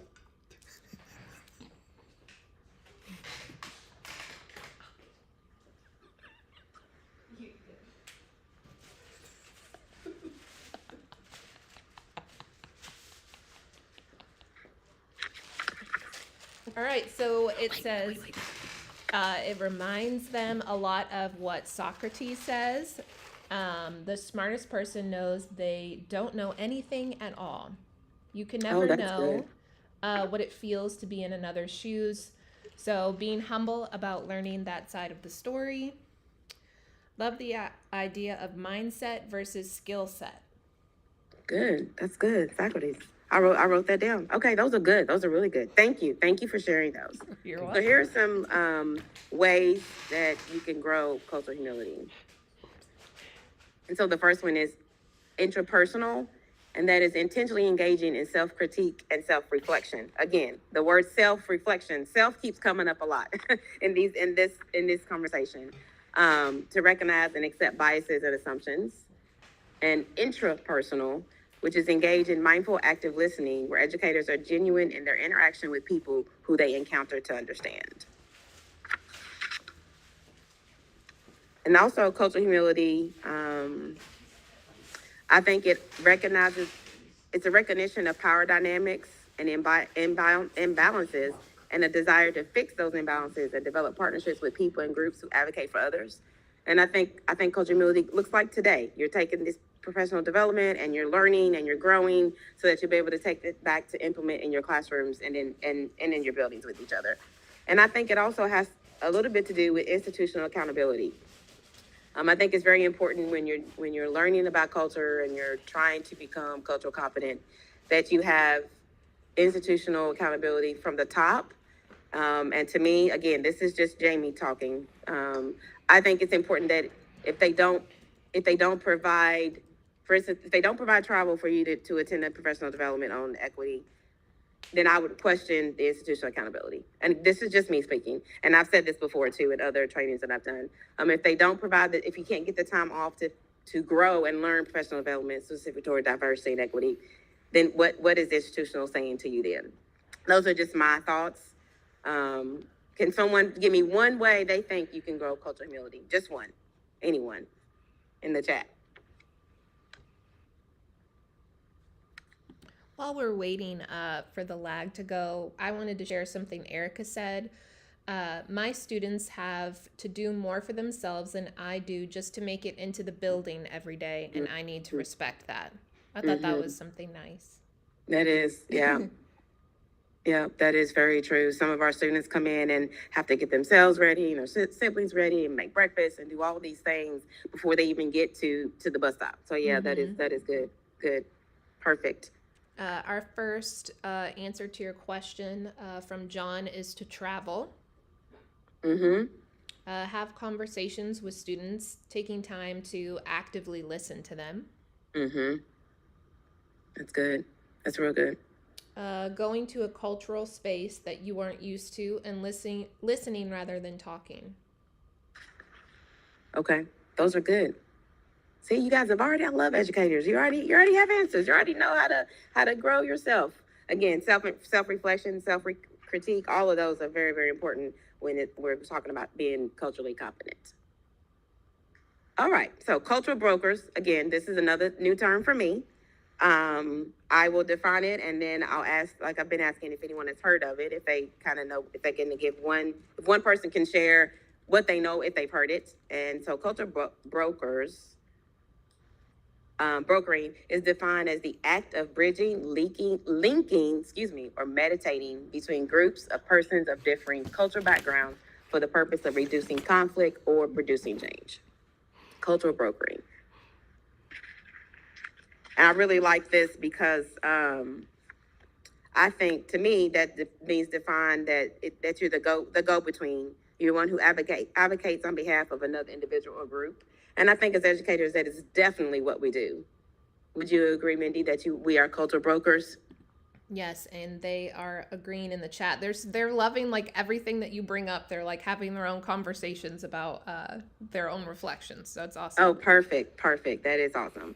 When I saw this, I thought, wow, that's a cultural brokers. There's always it's just good to know that what we're doing is validated, right? You are already doing these things. You already have everything that you need to be successful at it. And so now you can say, not only you're a teacher, but you're a cultural broker. You got a new title, a new identity. I really like that. And so, as I shared, they serve as intermediaries at the most basic level. So you're bridging the gap by communicating differences and similarities between cultures. I also think that as educators, it's important when we're talking about culture that we celebrate all cultures. Again, and this is just Jamie speaking. Sometimes we fall into the habit of celebrating like Black History Month or Women's History Month, but there are so many other cultures that we can celebrate. And if you do one, I think you should do them all. And I know there's only so many time. I know you're limited on time for teaching and everything else you got to get done. But just taking maybe one day and celebrating, have students come in and say, we're going to celebrate your culture today. Even, here's 5 minutes. Tell us about your culture. Bring one thing that represents you, who you are. Give us something that you eat every time as part of your culture. I think exposing students that way is also another way to be a culture broker. I think that's something easy. Again, just 5 minutes. Just pick one student per day for like 30 days and have them just celebrate their culture. Just have it be just about them. And that is exposure. And it's also helping students, letting students know that you care about them and what they bring to the classroom. Okay, so why should we use culture brokers?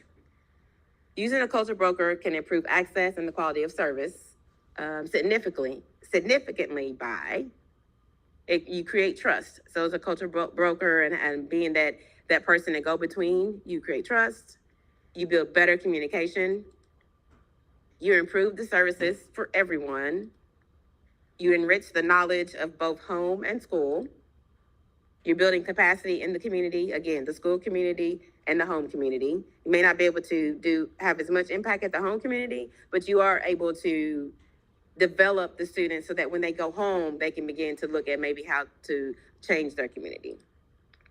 And then fostering a more holistic approach to student achievement is what Culture Broker looks like. So I think it's also important, as you know, as educators, everything doesn't work for everybody. You have to really meet students where they are, but especially when it comes to their culture, academically, all those things, you have to be willing to make sure that you want them to be successful as a whole. Okay, so now we're going to talk a little bit about color blindness. I have a short video that we're going to watch, and then we'll have a small discussion about that. Can you let me know if you can hear the video? All right, we will check on our end on the channel. Go ahead and start it. Play it. Okay.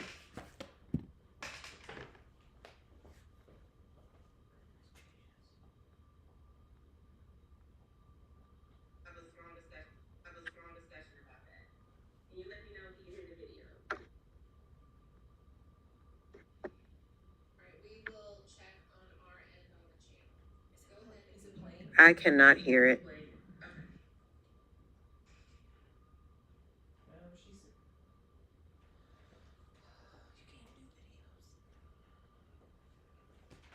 You can't hear it, you said. Can you see that it's playing? We see that it's playing, but no, we cannot hear it. So the best way for a video to play through here is to share your entire screen, like your whole desktop, and then play the video. Okay. If you think it's something important to play. Oh, she already is. Like, is this like this, Mindy?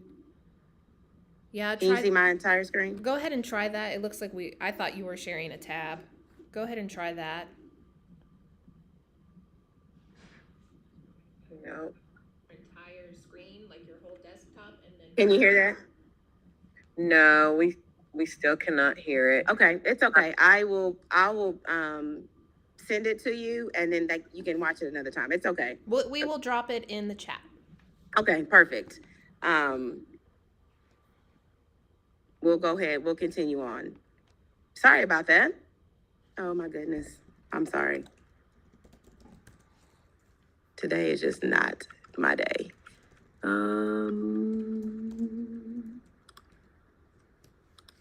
Okay. So color blindness. This again, we'll drop it in the chat so you can watch the video. It's a really quick video. It just goes into a little more detail about color blindness. And so it's the idea that a colorblind society, while well-intentioned, leaves people without the language to discuss race and examine their own bias. Colorblindness relies on the concept that race-based differences don't matter and ignores the realities of systemic racism. And colorblindness also denies the lived experiences of other people. Sometimes, and again, Jamie, this is Jamie speaking. You may run into someone who will say that I don't see color, and there's nothing wrong with that. But I think that it means that you don't see the people that you're looking at, because you can clearly see the person that you're looking at is of another race. And so by saying I don't see color, you're kind of already taking away something that they identify with. So I recommend that you don't say that. You can just say, I appreciate all cultures, or I appreciate everyone. But by saying you don't see culture is literally denying the lived experience of other people, as it says right here. Does anyone have any thoughts about that one in the chat, Mindy?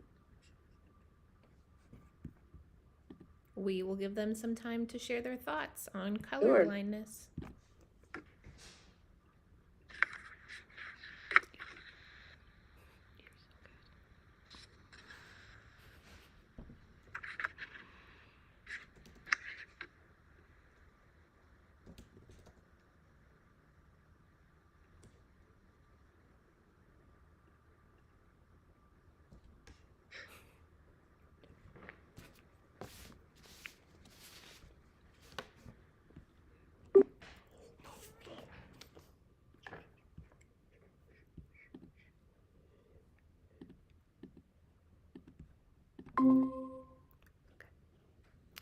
Sorry about that. We accidentally hung up, but we are back. So we're all just a hot mess. I do see a few where it's saying you should be aware that we don't say that anymore. Do you think people realize their own biases? Culture is not skin pigmentation, it is life experience. Those are just a few. That's a good one. I like that. Culture is, I'm going to write that down. I'm taking some good tidbits back with me. Thank you guys for that. I like what Kermit said. As a Black man, if someone says they don't see color, they are dismissing my experiences. Yes, exactly. And I think, again, it's all about the intent. I don't believe people who say that I don't believe they are trying to intentionally not see you. I just think that it's just okay. We've been saying it for so long, and it's happening today. Even as we have this conversation, I was talking to someone, and we were doing a training, and we were talking about diversity, equity, and inclusion, and they said, well, I don't see color, I like everyone. And so as a practitioner, it's hard for me to not always want to jump in and say, that's not appropriate to say anymore, because I don't have that relationship. But if you have a relationship with someone, if you feel comfortable, it's okay to say, that's an older term, or we don't say that anymore, as you pointed out in the chat.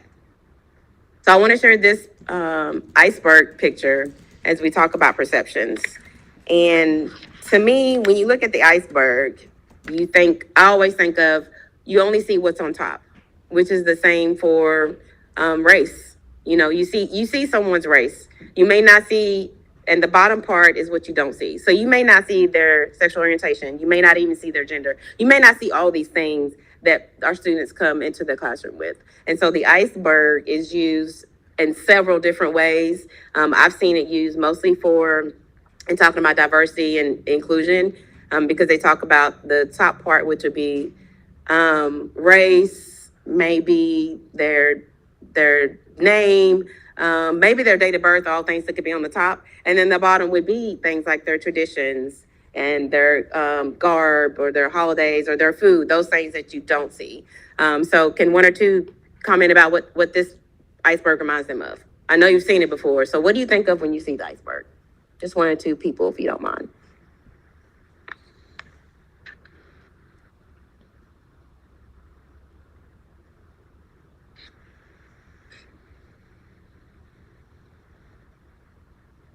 Those minds are going. I love it. Right about now on the channel, they are hearing you ask that question. Okay. But the conversation behind color and blindness has been really cool to read through. Being blind to a person's identity. Mm-hmm. We are almost there for some answers, I think. No problem. Is there a way to maybe get a copy of the transcript, do you think? Of everyone who's in the Yeah, chat? just of the conversation. I just would like to read Oh, it. yeah. So when all of the recordings are over today, the live chat will still save and we can get you the link to the session. Okay, perfect. So you'll have to just kind of read through, but you might be able to just copy and paste it all. Sure, I appreciate that.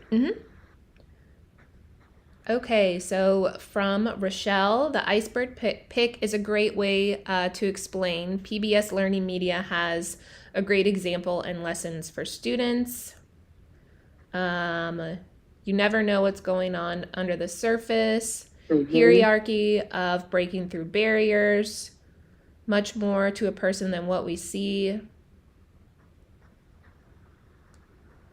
Those are all good. I don't mind you, but I really don't understand you. I don't know if that was about the iceberg or something else. Okay. That's interesting, the comment about the iceberg and the PBIS. I hadn't seen that one. Okay, perfect. So we've talked about quite a few things today. We've talked about cultural competency, cultural humility.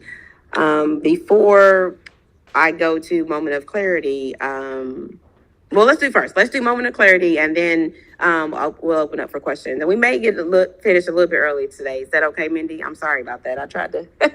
Oh, we're good. I try to keep it as long as 60 minutes. We've been keeping track of some questions, so we might keep you busy. Okay, perfect. So as we're starting to wrap up, let's just think for a second, a moment of clarity. So I realized that, I learned that, I was pleased that, and I was not aware of. So if we can have maybe, Mindy, if you can do one per moment, and then we'll go to questions. So who can share something they learned? All right, awesome. We will give them a chance to put their moment of clarity. I really like that. I think this is a strategy that these teachers and JCPS associates could use in their classrooms. So yes, thanks for sharing.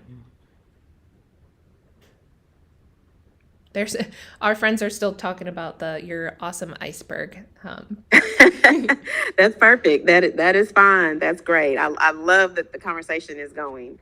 And again, all of these, I'm more than willing to share the PowerPoint. So this is something that you guys can take back and maybe do with your POCs and do with each other to just kind of grow your cultural competency as a team too. Okay, so our first one, I was not aware of the name for cultural humility, even though I'd heard of the concept. Makes it much easier to understand now. Perfect. So let's do one person. I realize that. If one person will share out on I realize that. We're going to make, a lot of people are just sharing. Okay, that's fine. Someone said, I really enjoyed the conversation about color blindness. I learned that I have a new title, Cultural Broker. That's good. That was Erica. She's been killing it with her share outs. I learned that dedicating time to each culture is a great idea to validate different cultures. And let's see. I like the concept of cultural humility. They love the iceberg. I was unaware of cultural humility. I was pleased to have new vocabulary to discuss these topics. Perfect. I am going to, I'm going to go to the slide that has my info on it. And then I think I am, maybe not. Yes. And I'll leave this up and then I'm going to escape out just so I can see as you're asking me questions, if that's okay. Yep, that's great. I am writing your email in the chat. Okay, perfect. And I'm going to stop sharing too. So if okay. I have one question saved, and then if anybody else has questions as we talk through this one, just drop it in the chat. But the first question that I had was, what is the difference between cultural humility and diversity? That's a good question. I think that diversity, is more of a general definition. And I think that cultural humility is more self-reflective. Because we all are working toward diversity, but not everyone is working on cultural humility and cultural competence. And so I think that's the biggest difference. The actual definitions are similar, but I think one is more broad and one is more personal. One you can do it's a self-evaluation. I think that's the biggest difference between the two. Thank you, Miss Jamie. And I don't see any other questions yet, but we'll Okay. give them a little bit of time. Sean shares, the importance of school culture is the backbone to a successful educational experience. Yes, it is. Mm-hmm. And I think as educators, we all have many hats that we have to play and carry, and titles and all the things that make us educators. But I just think it's so important to take the time to really get to know who you are, and again, those biases that you bring, because I think you are more effective as a communicator, especially when it comes to diversity and equity and inclusion. If you just realize and understand, okay, I've got these biases. For instance, I'll share my bias. I had an example. So when I do this in person, we have activities. And so I have an example of, I was in a store one time. Again, this is my personal lived story. And I was shopping, and there was a family, and it was two women who were white, and they had a biracial child. And the first thing that came to mind, again, for me immediately was, how in the world do they get this biracial child? And it's none of my business, but it's just a bias that I have. I always have to question, why do they have this biracial child? And are they teaching that child things like hair and appropriate for what's good for the culture? Like, how is that child getting what they need from that family because they're of a different color? And I know that's wrong, but that's my own personal bias. And so I know that. And so I'm constantly trying to work on changing my own mindset, even as a practitioner, because I carry some biases they're just not right. And it's just from going so long. Like I said, growing up, no one talked to me about these things. And so I'm behind the eight ball and trying to make sure that I'm diverse and including everyone. And it's difficult because it's a mind change, right? Anytime you're trying to change someone's mind and they're thinking of what they've done for a long time, it's a very, very difficult process. And so I say that to say it's okay. It's okay to be vulnerable. As you're learning this, it's okay to look at yourself and say, oh, that wasn't right, or I could have said this better. It's okay. It's part of the process. Agreed. I think it's really great to reflect on your own biases. And I think that led into a question we have in the chat. Do you think people recognize their own biases? I know you said you recognized one yourself. I think they recognize it if we tell them. I don't think people do. Again, I don't think we do enough of self-evaluation as educators. But now that you know, then you have to do better. I think you don't know what you don't know, as they say. So I don't think anyone wakes up to be mean on purpose. I don't think anyone wakes up to exclude anyone. I just think that the way that we do things and the way that we go, it just happens. And I think now that you know and you have words to kind of help you navigate what you've been experiencing or what you've seen, then hopefully that'll help everyone be more self-aware.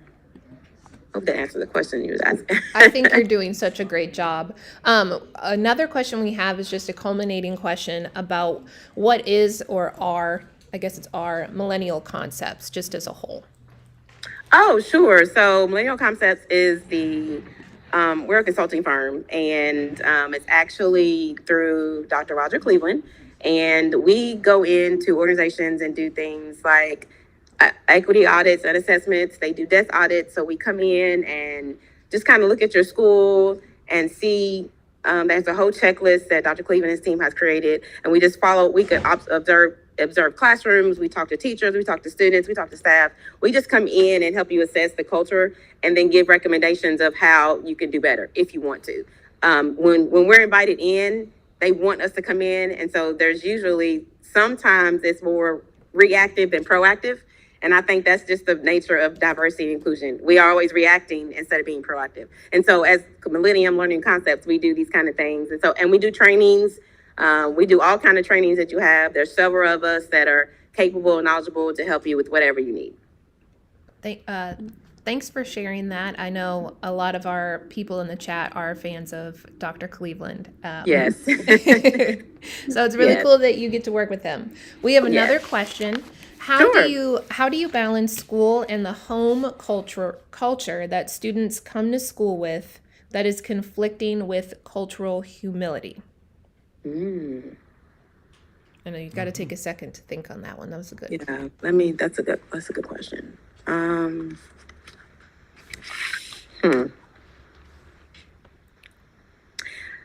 I think perhaps you can only change what you can change. And so when the students are in our care, and we're teaching them and they're learning from us, I think always being aware of the cultures that they bring could help them, and just maybe giving them the words, of course, age appropriate words to help them navigate that, so that when they do go home, they're able to navigate whatever that community looks like. Our students come in, we just never know what's going on at home, and you can't control it at home, but you can control what goes on when they're with you.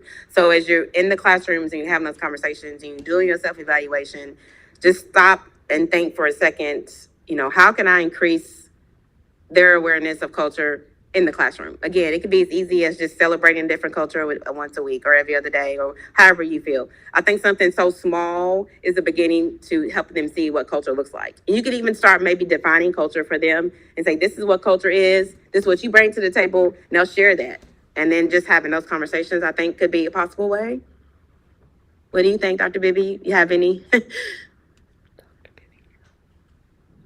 No, I'm shaking my head. I can't agree with you more. I'm constantly shaking my head. I think you are right on target on everything that you're saying and sharing. It's been wonderful. I appreciate you so much. I think everything so far this morning, we've been breathing, and now we've really, dug into culture. So we are all about it. I've seen that iceberg used so many different ways, but I think it really is the best at thinking about what's below the surface. Mm-hmm. And so if we can all keep that in our minds, as we, as our students enter the classroom, if we're always thinking about what's below the surface of this child, then I think we'll approach, our day differently, rather than just looking at the behavior or the person that we see above the surface. So wonderful, wonderful work. I appreciate you so much. Thank you so much for having me. I appreciate the conversation. I look forward to coming back maybe and having more conversations. We'd love to have you back. That would be wonderful. Perfect. Thank you.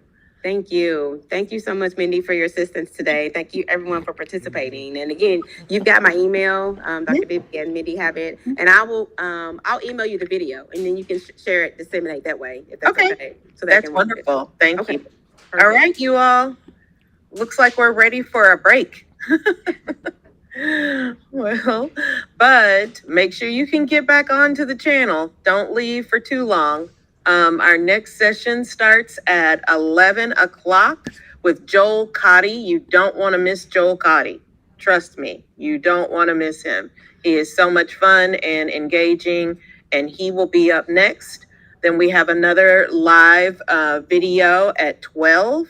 And after that, you will go into your recorded sessions on your own. So we will see you back here at 11 o'clock. Good job. Didn't think about that.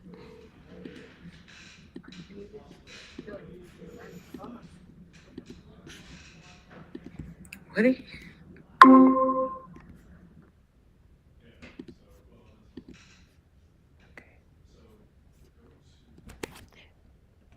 Once you put that in, just a slide.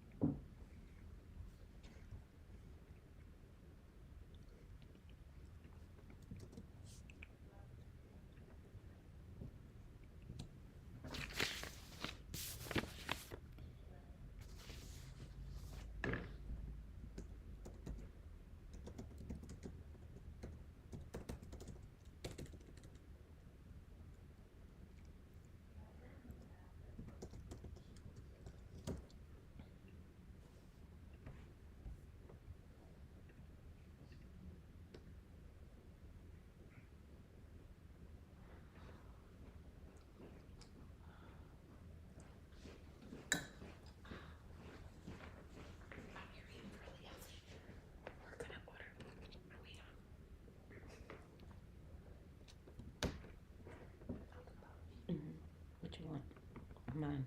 Mm-hmm. What do you want? Just salad.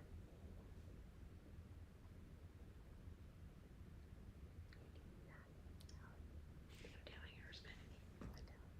Okay, what kind of dressing?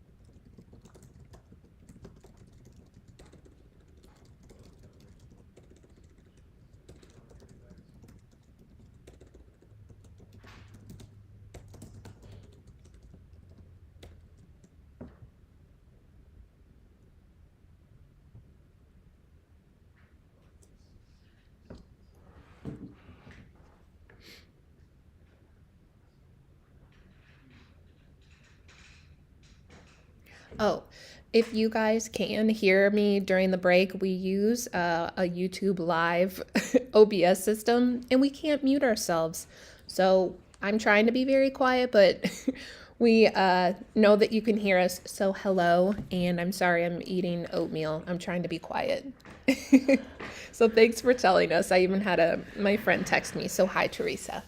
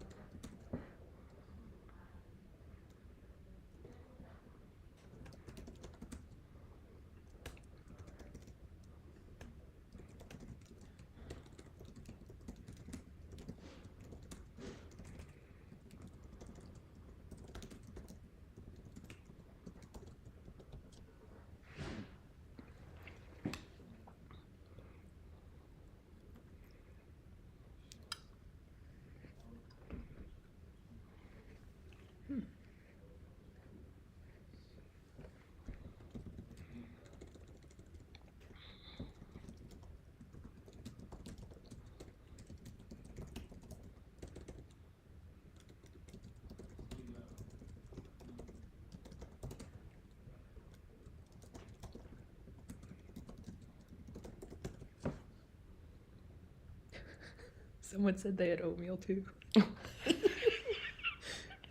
In the chat. Yeah, because I just started talking. I was like, we can't unmute, so. Yeah, well. And she has strawberries in hers.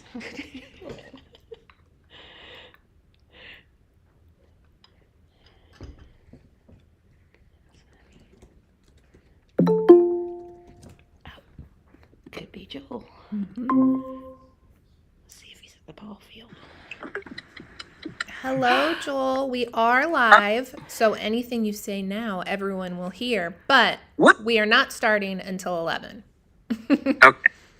So good sweating. So Oh, shush. And it's kind of cool down here, or up here. Well, he's in Florida. So, We're jealous. Are you at the ball field? yes, you want to see it? Yes, I do. Oh my, how awesome. Wow.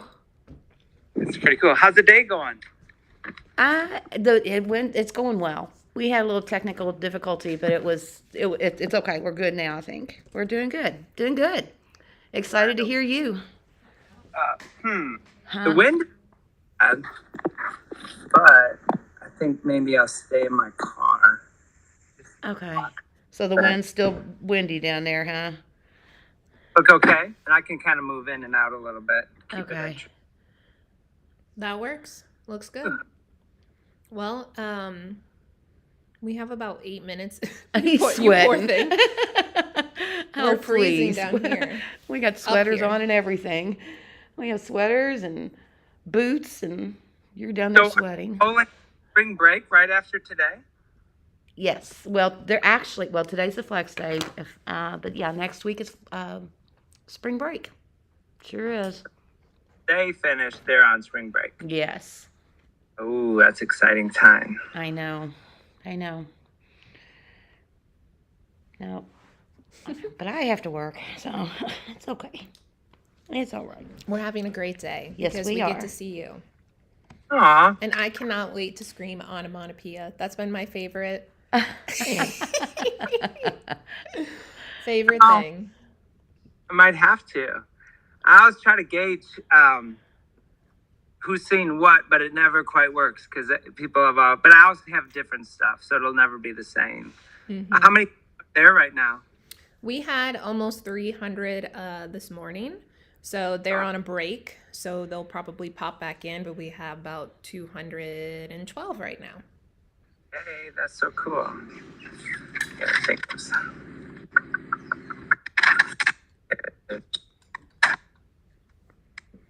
And how's your puppy doing? I was going to ask you that yesterday, and I'd forgotten. How's your puppy doing?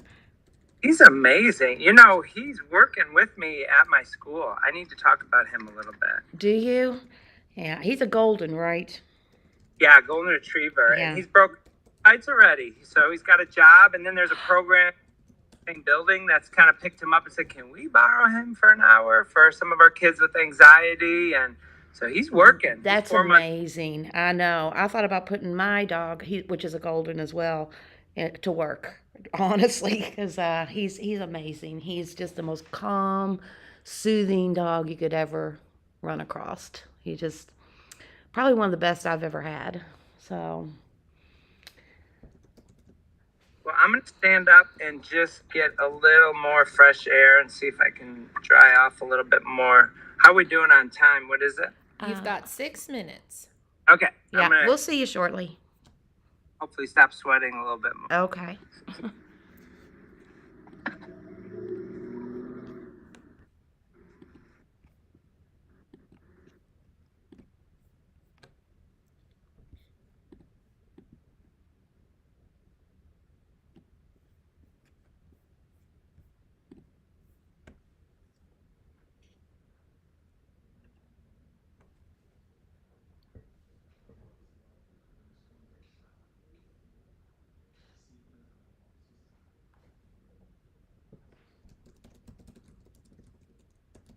Can you put that up on the screen? Yeah. That on. It Please. keeps freezing. Oh, okay.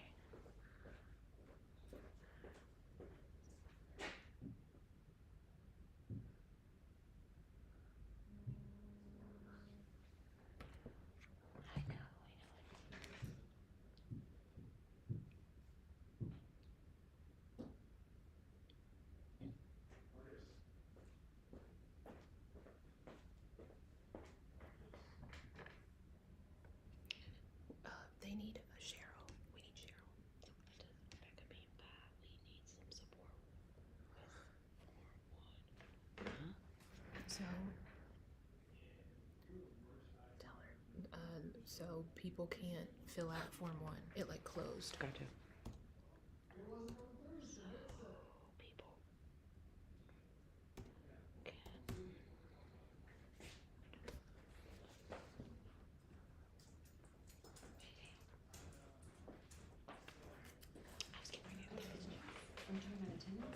It's done. We gave him 15 minutes. And this lady who just asked has had 30 minutes. We're not going to the other day. She was like, give him 15 minutes. We actually gave him 20 for the first one and 25 for the second. Okay, so she said if they didn't sign up too late, because they can look on now and say they were late. Yes, I will. She's not up there. That's why I can warn her. Okay. Yeah, because she was like, actually, I don't know.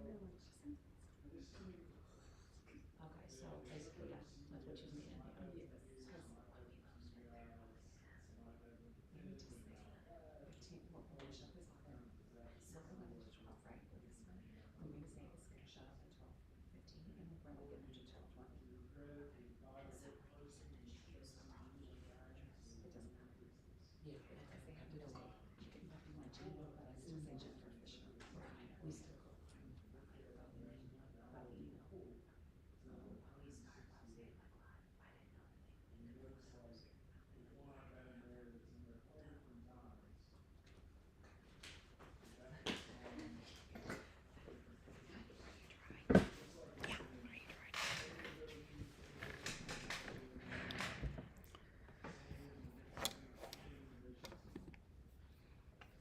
There, I think Cheryl's gonna say something. I can't. That's okay. You can bring it up. Guess I could. Duh. The Google Meet. Just go to Digital Alert. Go to YouTube. And then Digital Alert channel. It's right there. Mm. Open that up. And then press mute. Mute, mute, mute.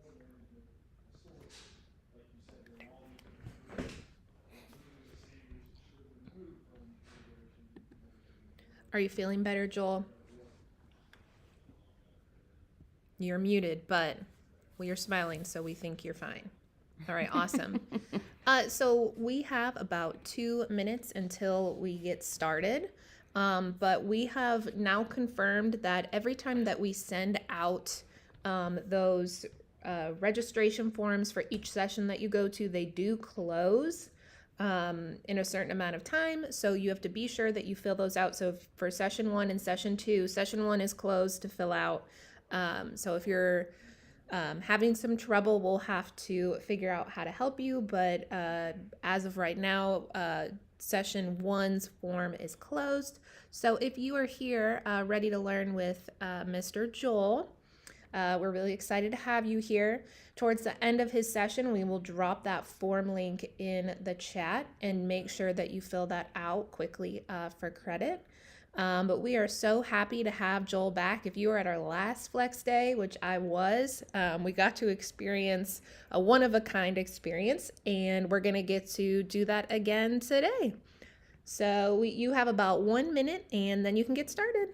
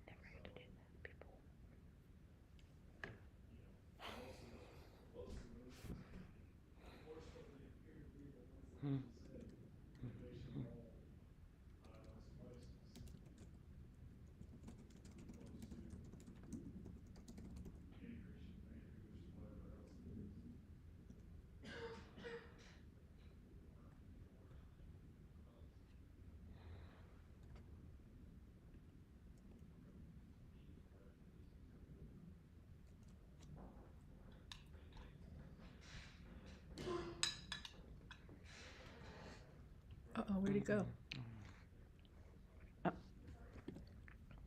Joel? Oh, he's outside. He's coming. All right, you're still muted, bud. Where is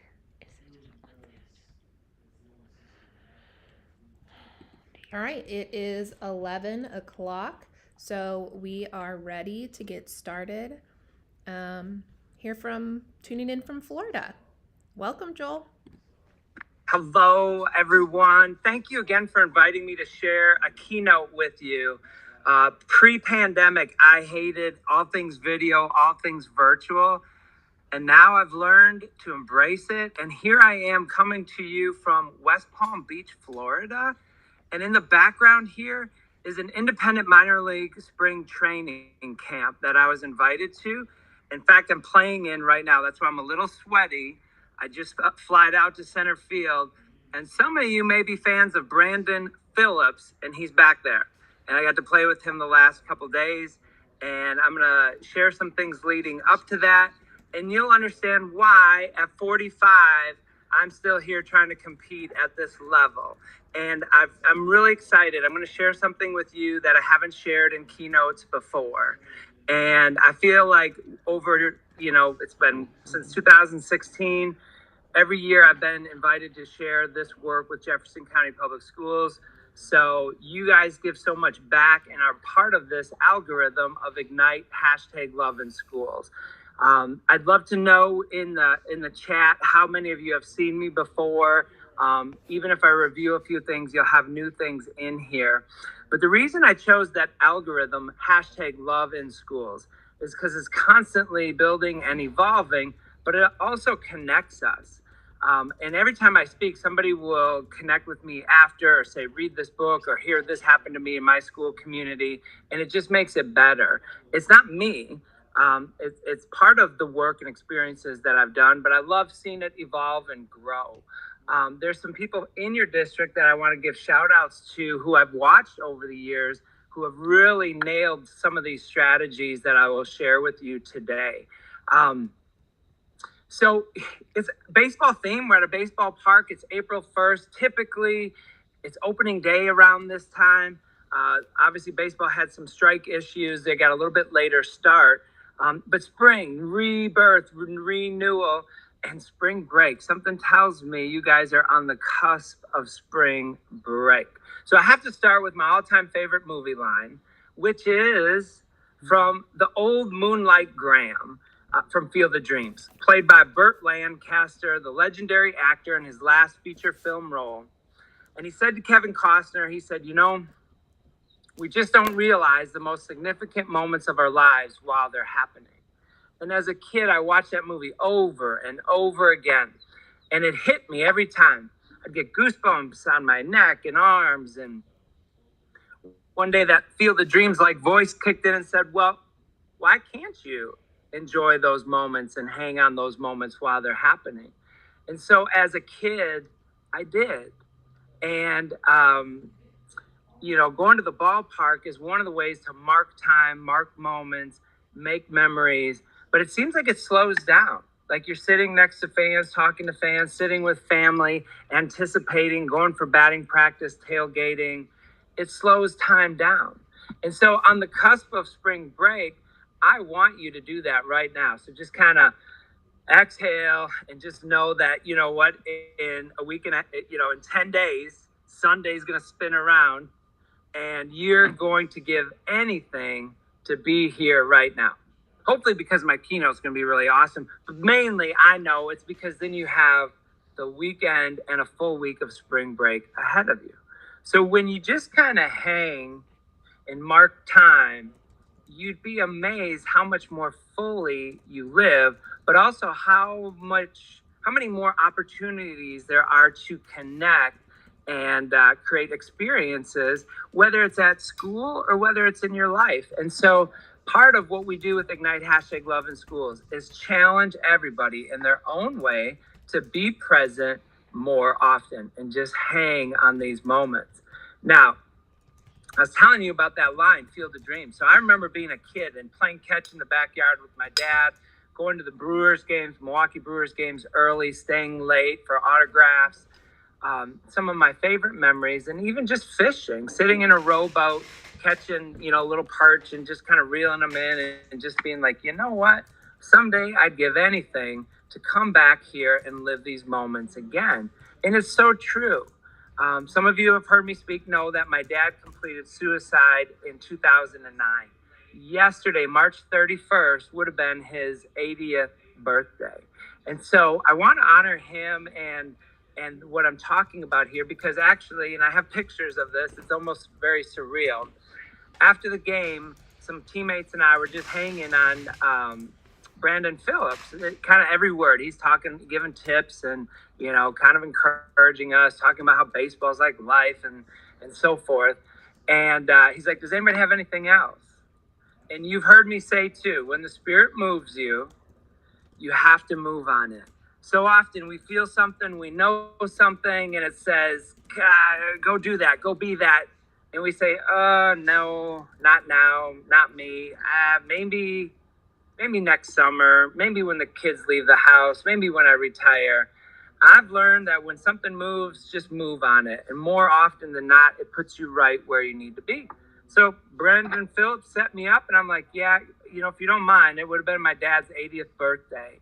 And I want to tell you about one of my all-time favorite memories.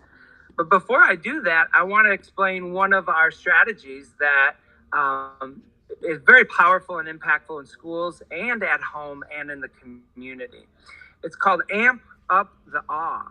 And the day my Holly, she's 19. In fact, I got a Western hat. I'm a big fan of Western teachers, by the way. I didn't realize until Holly went there that school was built on teachers. But some of my favorite teachers that I've hired over the years, some of you don't know my background. I was a high school language arts teacher, then an elementary school principal for 9 years, been a district leader over alternative programs for 3. And now I'm teaching at a dropout re-engagement program in Lexington. And it allows me to give more speaking opportunities. But a big fan of Western teachers. And so where was I? Talking about my dad, talking about marking time. So Holly is 19, and the day she was born, it's already a very special, magical moment. It's just very surreal. And the nurse, before she handed Holly to me for the first time, she paused and she just looked me in the eyes.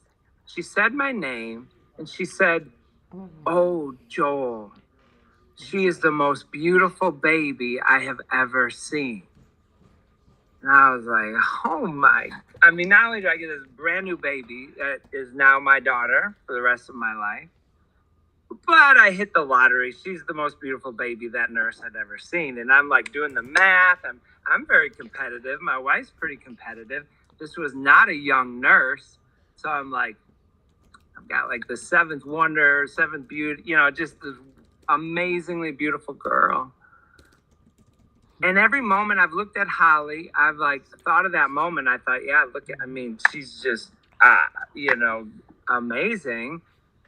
But then when I started doing this Ignite #Love in Schools work around 2015, 16, the Field of Dreams voice, as clear as could be, said, that nurse said that to everyone. And I was like, no, Holly is drop dead gorgeous. And the voice said, no, she said it to everyone. And at first I was selfish. I want the most beautiful. Then, and then I thought, no, I do believe she had that. And she was able to, in every family that she was there for. That was her purpose.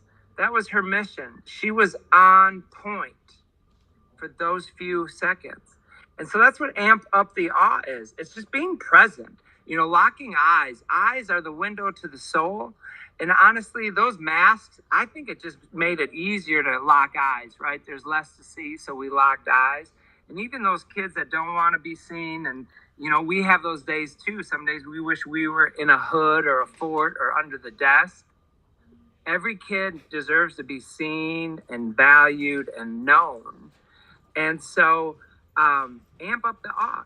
So I challenge my listeners to think of moments in the school community where you could amp up the awe. Maybe it's when they come in the classroom, a fist bump, a high five, a hug. If you're, physical touch teacher, ask. Obviously, some kids are more comfortable than others. Maybe it's something on the playground or lunch duty. I knew a paraeducator who played a harmonica during the cafeteria, and every kid's birthday walked over in a special rendition on the harmonica of the birthday. And it's just that we're there. It didn't cost any more money, take up any more time. It just sort of amped up the moment. When I was an elementary school principal, we painted a bell and just kind of drew attention to it. The bell had been there for like 50 years. And we said, anytime something awesome happens, we're going to ring the bell and let the school community and the neighborhood know something awesome just happened here. And so kids would come. It could be life or school related. It could be a test. It could be going undefeated in a football season. It could be a baby brother being born. And we would just ring the bell. And sometimes families would go out there, special awards nights, different things, and they'd wait in line to just ring the bell and take the time. Now, it's basketball. I know not all of you are UK basketball seasons, but Happy Chandler, a governor of Kentucky, one day there's this famous half-court shot to win a ball game. He walked out onto the court and he pounded a nail into the court. I love it. Marking the moment, marking time.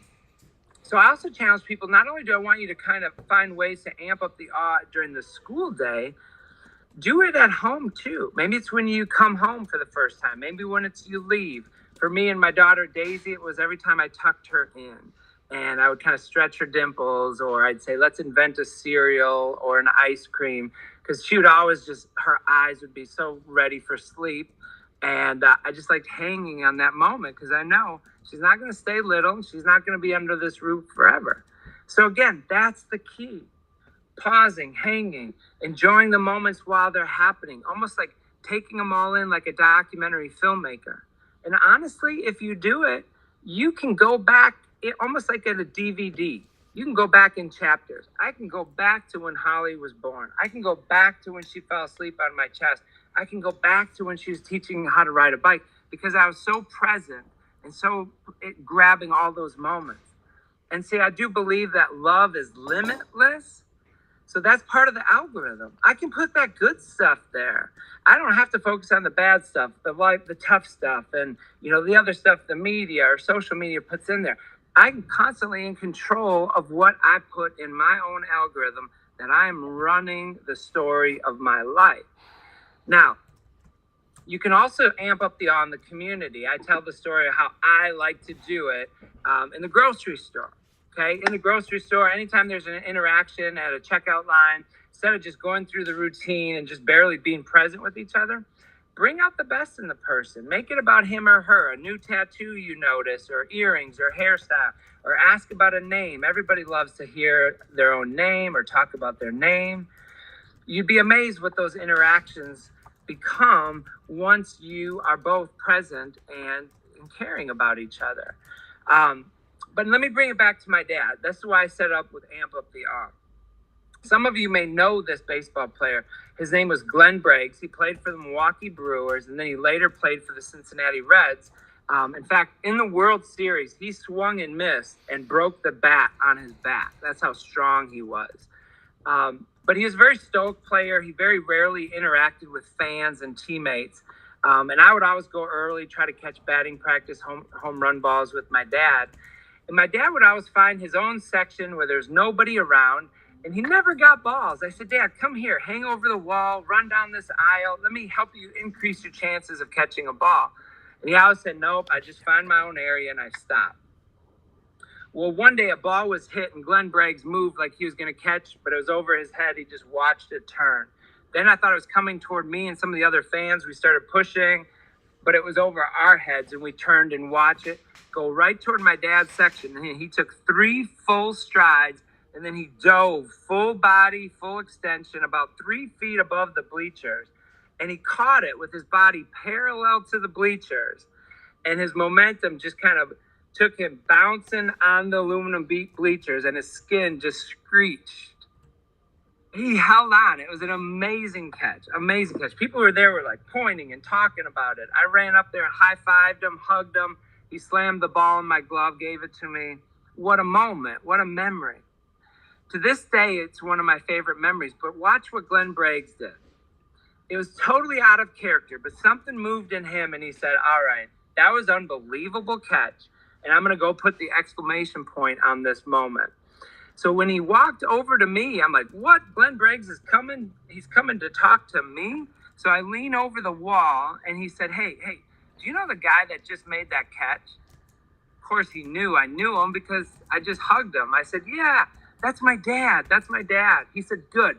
Please do me a favor. Run back up there and tell him to knock it off. Stop making catches like that. I'm afraid he's going to steal my job. And I was like a 10-year-old kid, and I was like, yeah, I get it. Yeah, my dad, yeah, he probably could steal it. Yeah, that was a heck of a catch. I'll go do that. So I ran up there, told my dad, and my dad and Glenn Braggs just kind of exchanged glances and nods and watched it play out. And now I look back on it, it would have been my favorite memory of my dad anyway. But what a moment. Something moved in Glenn Braggs, and he just gave it. So amp up the awe comes two ways. One's you can plan for, right? That nurse plans for that moment every time. She's got a dozen rooms, she's got paperwork, but she is on purpose, on mission when she hands over that baby, and she just turns it up a little bit more. So plan for those, but then be open and ready for the other ones. See, in the school community and in life, people are craving connection and experiences and people to see them and believe in them or change their brain chemistry. This is where it's going to get really, really tough for me in this keynote. So, well, let me tell you one more strategy before we lead into this. Another strategy I love sharing with educators is called Triple Crown Potential. And Triple Crown Potential came to me when we first moved to Kentucky from Wisconsin. We moved here in 2010, and it was the spring of 2011.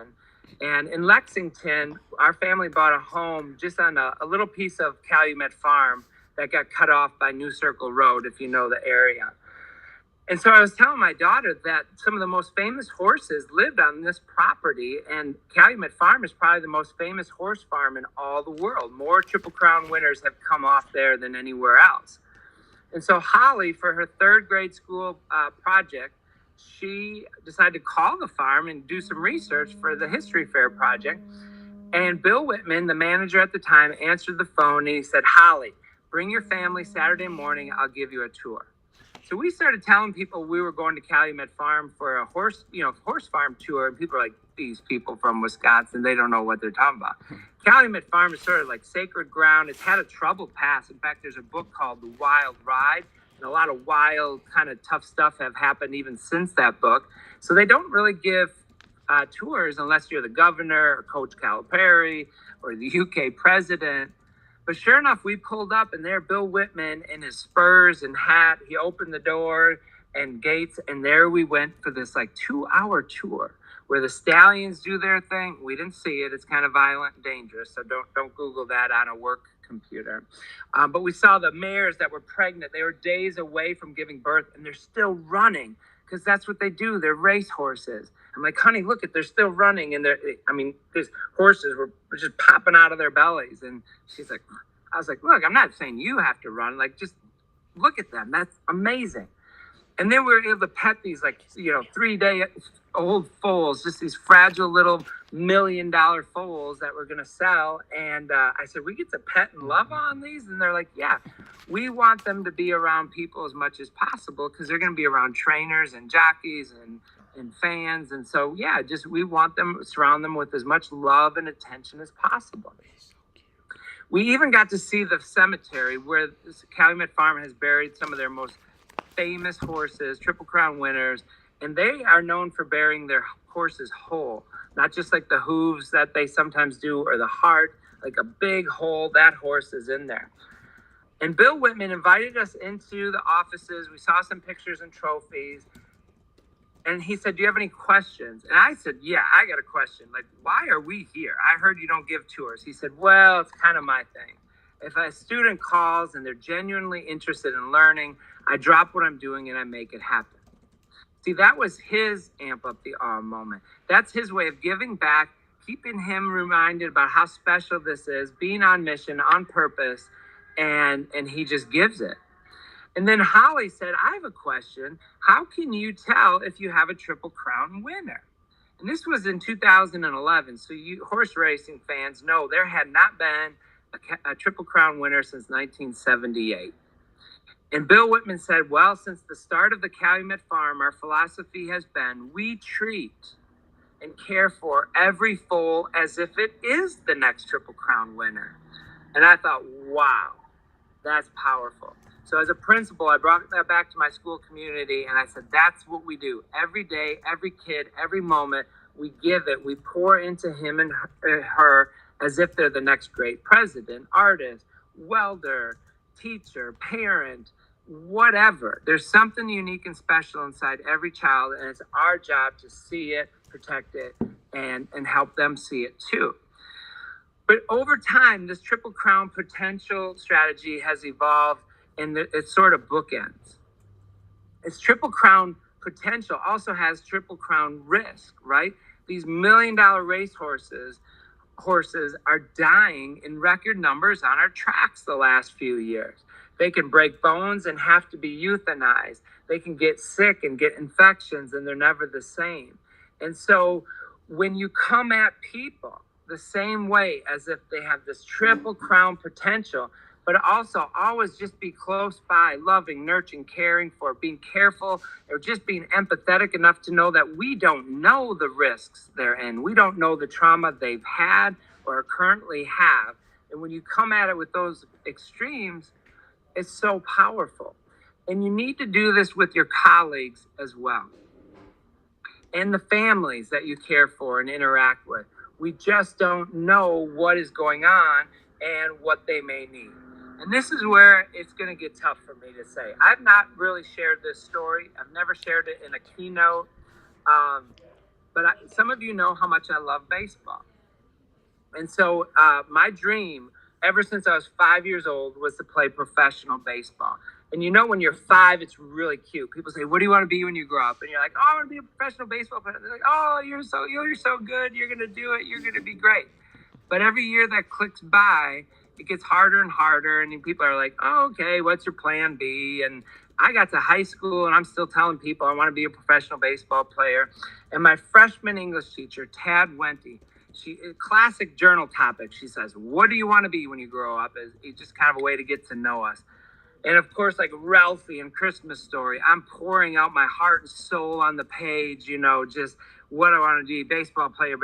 But I knew I was probably going to get it back, and the comment was going to be, you'll shoot your eye out, kid, or what's your plan B? And I just was dreading it. And Tad Wenty, she wrote, I know you will do it, exclamation point. I know you will do it.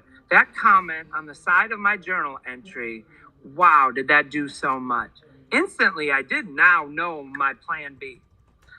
If I didn't make it to the major leagues, I was going to become Tad Wenty. I was going to be an English teacher like her, and I was going to be able to make comments and connections and see people's potential and believe in it, because it was like soul food. I needed that at 15, 16. She so believed in me that it was possible, right? I love that Audrey Hepburn quote. She says, impossible, I'm possible. We need more of that. We've got so many dream squashers or negative naysayers or people that are just, you know, part of that. Let's pull everybody down to this area so we can all just kind of stay here, versus being dream enablers and just saying, come on, bring it. Come on, bring it. You can do it. I'm going to cheer you on. See, just like I'm a fan of Western teachers, I want to be a fan of teachers. I want to be fans of my colleagues. Mickey Mantle, the great New York Yankee. He's known for hitting over 500 home runs, so many amazing individual statistics. His plaque, in the biggest of letters other than his name in Yankee Stadium, it says, a great teammate. How many of us would love that legacy? A great teammate. But what evidence do you have right now in your work environments, your school environments, of being a great teammate? And even as if you're a PLC district and you're all lining up and visioning in a PLC school or PLC department, we sort of default to our own teaching, our own classroom. But this is some serious heavy lifting out there. It's only getting harder and harder every school year. And so if we're not working together and building our teams and our teammates up, and this is, I love this analogy. They say one ox can pull 800 pounds. Two oxen together with some training, like this, I like to think of myself as training, and chafing, bring it on. You can put that in my Twitter. I don't care. Give me a review. Oh, it was chafing. It's so tough. He hit on some tough stuff.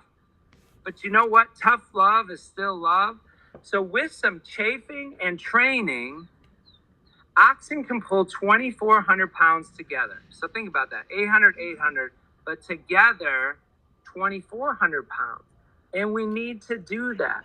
So be fans of each other. Now, here's one of the toughest things I'm going to say to you all this whole keynote. Be fans of yourself. You're going to get some critics. You're going to get some haters. Taylor Swift, haters going to hate. But their direction is theirs, not yours. Okay? So there are going to be days where you have to power down and power up and know your strengths, know your potential, know the path that you are destined to move on. And don't worry if you get sidetracked. Don't worry if you have to revert. It's like flying a plane. They get thrown off course 90% of the time. Bad weather, wind, turbulence, birds, those things redirect a plane. But because they know where they're going to land, they get there every time. In your life, you need to know the key stops, the key places you're going to land. And don't just give up and don't get just, disgruntled. You're going to get off track. I played with this title in a keynote for Northern Kentucky Ed Camp. You are not your profile picture on Instagram, Facebook, whatever. What I mean by that is that perfect, wonderful moment, that's not realistic. You can't stay there. Tough stuff is going to travel with you with the best stuff. And nobody should be telling you that you're supposed to just land there and stay in this wonderful place and there's something wrong with you. Life is going to grab you. This career is going to grab you. So now let me tell you about a time in my life that appeared like the best time of my life, but it was also one of the worst times of my life. And so the reason I told you the Triple Crown potential and also that Triple Crown risk is because I want you to see that in your students, but your coworkers and families, but also yourself. You are going to face some tough risks, some tough life events before and after moments. So in 1995, Tad Wente, my teacher, was believing in me. My dad was believing in me. I had key people. I believed in myself. I put on my wall for 5 years, June of 95, I was going to get drafted and play professional baseball. And in Wisconsin, we don't play a lot of spring games. It's cold. It's 30 degrees and windy on Lake Michigan. But I got drafted out of high school by the California Angels. A year later, I'm playing in Mesa, Arizona, and I'm 19 years old. I'm hitting the ball well. I hit a ground rule double, making great plays. I'm making it. I'm doing it. But what people don't know, and when they look at me too, they don't always know that I had a tough childhood. I had some really rough things and hurtful things happen to me that even as a 19-year-old, I was really grappling with. And there was somebody who had real extreme control over me, even as a young adult. And somehow I just kind of gave up that free will and that power of choosing my own direction. And so there I was, living my dream in Mesa, Arizona. And the pain of some of that past stuff and the pain of what was currently happening, it was far worse than that joy of actually living out my dream, getting paid to play professional baseball. And so one afternoon, it was an off day in a park just like this training park here. And I had bought a big thing of chocolate milk and a big thing of Advil. And I walked to the park. There was nobody there. I hopped the fence. I pulled out the pitching machines, and I was loading the balls. And I just started slamming Advil, chocolate milk, Advil, chocolate milk, Advil, chocolate milk. And I was just going to hit until I conked out. That was going to be the end. The pain was too much. And there was no point. It wasn't my life. I couldn't even decide the things I wanted to do. So I thought. And so I was checking out. I was just checking out. And a police officer happened to pull in the empty parking lot. And I guess the rule follower that I am, I hopped the fence and came back into the parking lot. He said, what's going on here? What are you doing? I said, oh, nothing. I play here for the Angels. I'm just having, an off day. I'm doing some thinking. He said, are you sure you're okay? I said, yeah, I'm okay. He said, okay, we're not supposed to do this. We're not supposed to give rides, but I'm going to give you a ride back to wherever you're going. I said, no, it's fine. I can walk. He said, no, I'm going to give you a ride back to your place. Now, in the ride, he didn't say or do anything, but he gave me just enough time, enough space, and enough good things. The algorithm, right? There are a few more things. Connections with teachers, belief from Mrs. Wente, a vision, a hope and a vision of someday having a different life and a family and my own kids. There was just a few good things that I had held on to and I could then see. And I saw a future that was beyond that pain that was just swallowing me up, that seemed unbearable. And he dropped me off. And in that moment, I decided, I said, you know what? I'm not ready. And so I called 911, an ambulance came, they pumped me full of charcoal, and I survived. Now, a fireman who responded was an in-law to one of the pitching coaches. So the Angels discovered that I just went through that.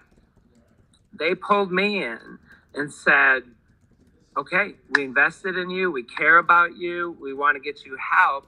You need to see a counselor. And the person who had these ties and these controls and had for a long time, he convinced me not to go to counseling. And so I basically wrote my ticket home. And so it was just a few days later, they pulled me in and they said, we're letting you go. And I'm like, what? I'm 7 for 24. I'm hitting 291. I'm making great plays. I'm outfielding everybody else. And they said, we're sorry. Now, the older I get, the more I realize I punch my own ticket home.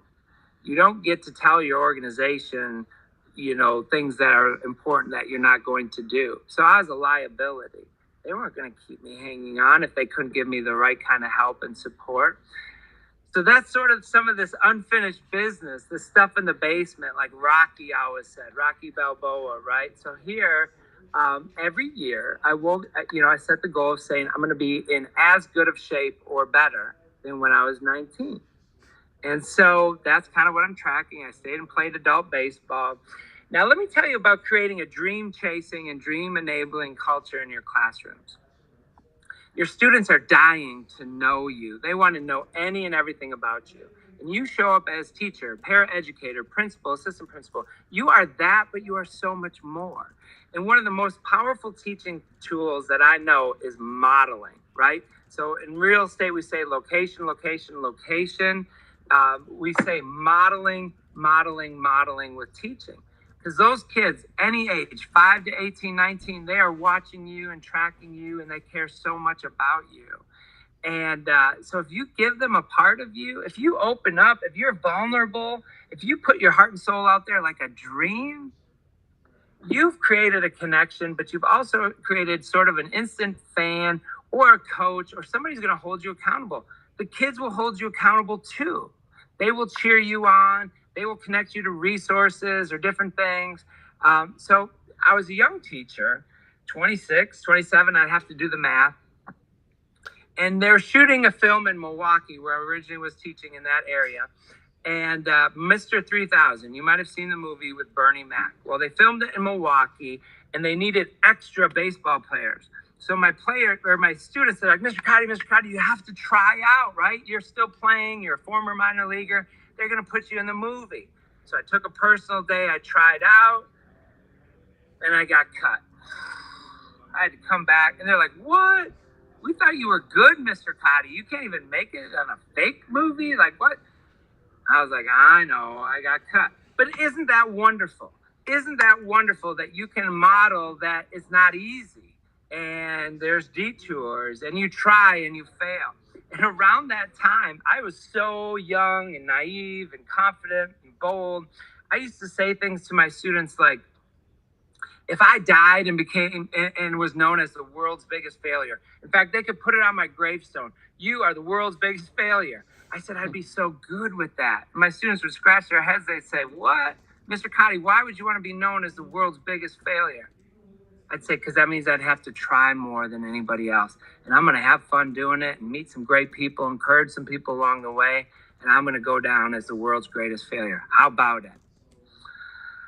Lo and behold, that weekend, I got a call from the movie producers. They needed me for the weight room scene.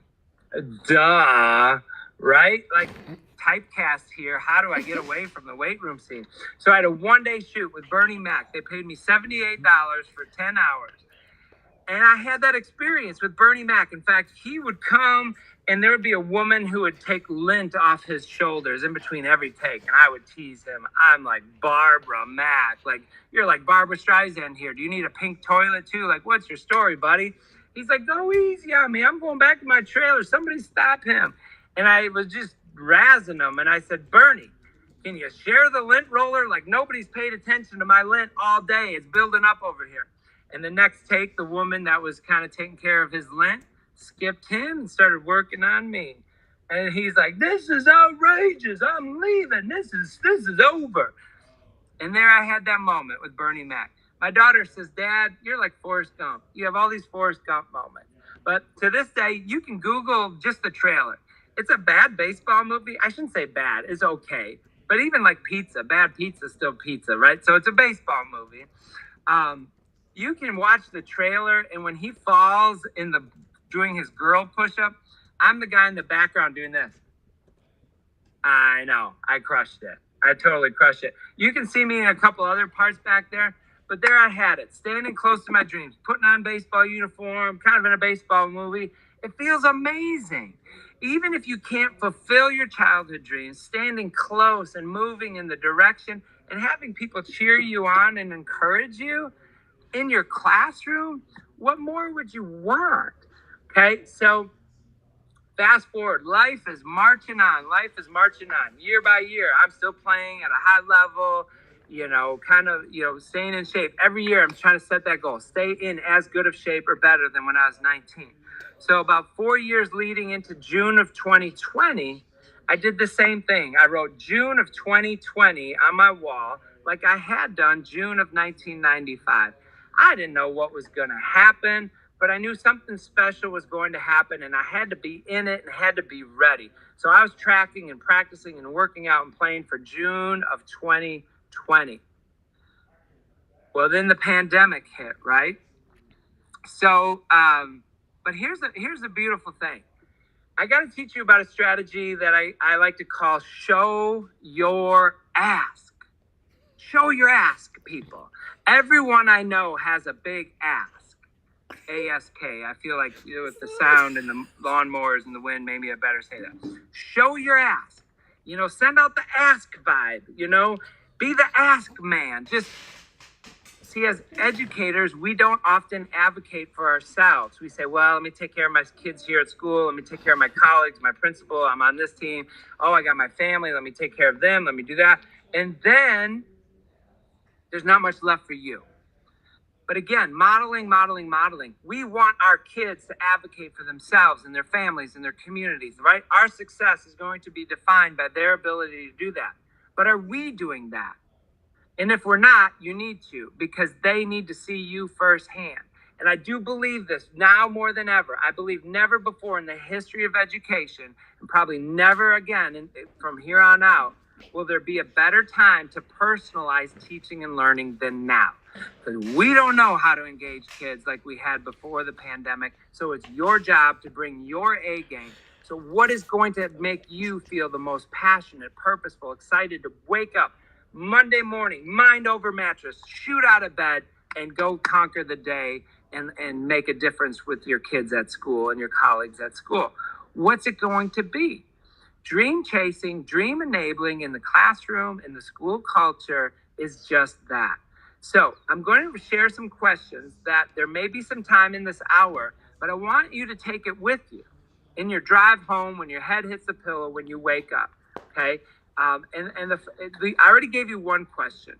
When you're at your lowest point, my tech people know this. Sometimes you just have to power down and power up, and good stuff happens. When you are at your lowest point and you power down and power up, what are the top 1, 2, 3 things that make you you? If you don't know, you need to write them and stare at them every day and know, because there's going to be times where the voices in your heads, or maybe your colleagues and bosses, your family, are telling you you're something, and it's not fitting with your gifts and what you are destined and aligned and you know you have to give. So you have to know that.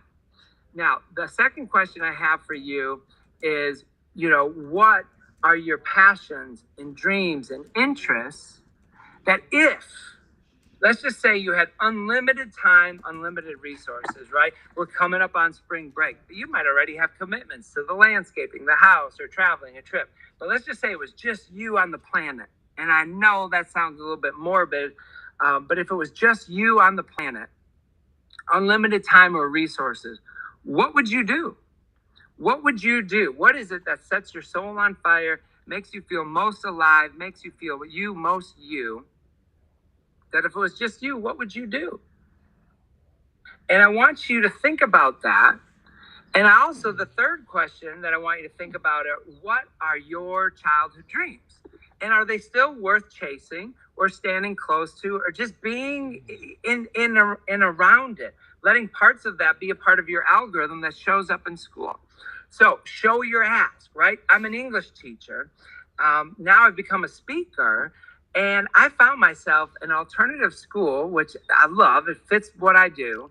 And it gives me extra time to connect and build relationships with kids, re-engage them, believe in them. But the most beautiful thing about this is there's a give and take. Teachers.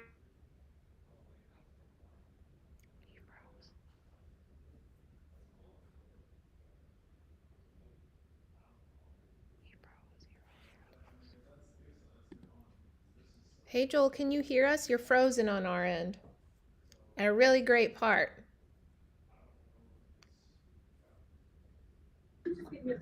Yeah, I think he's trying to fix it. I hope. Okay.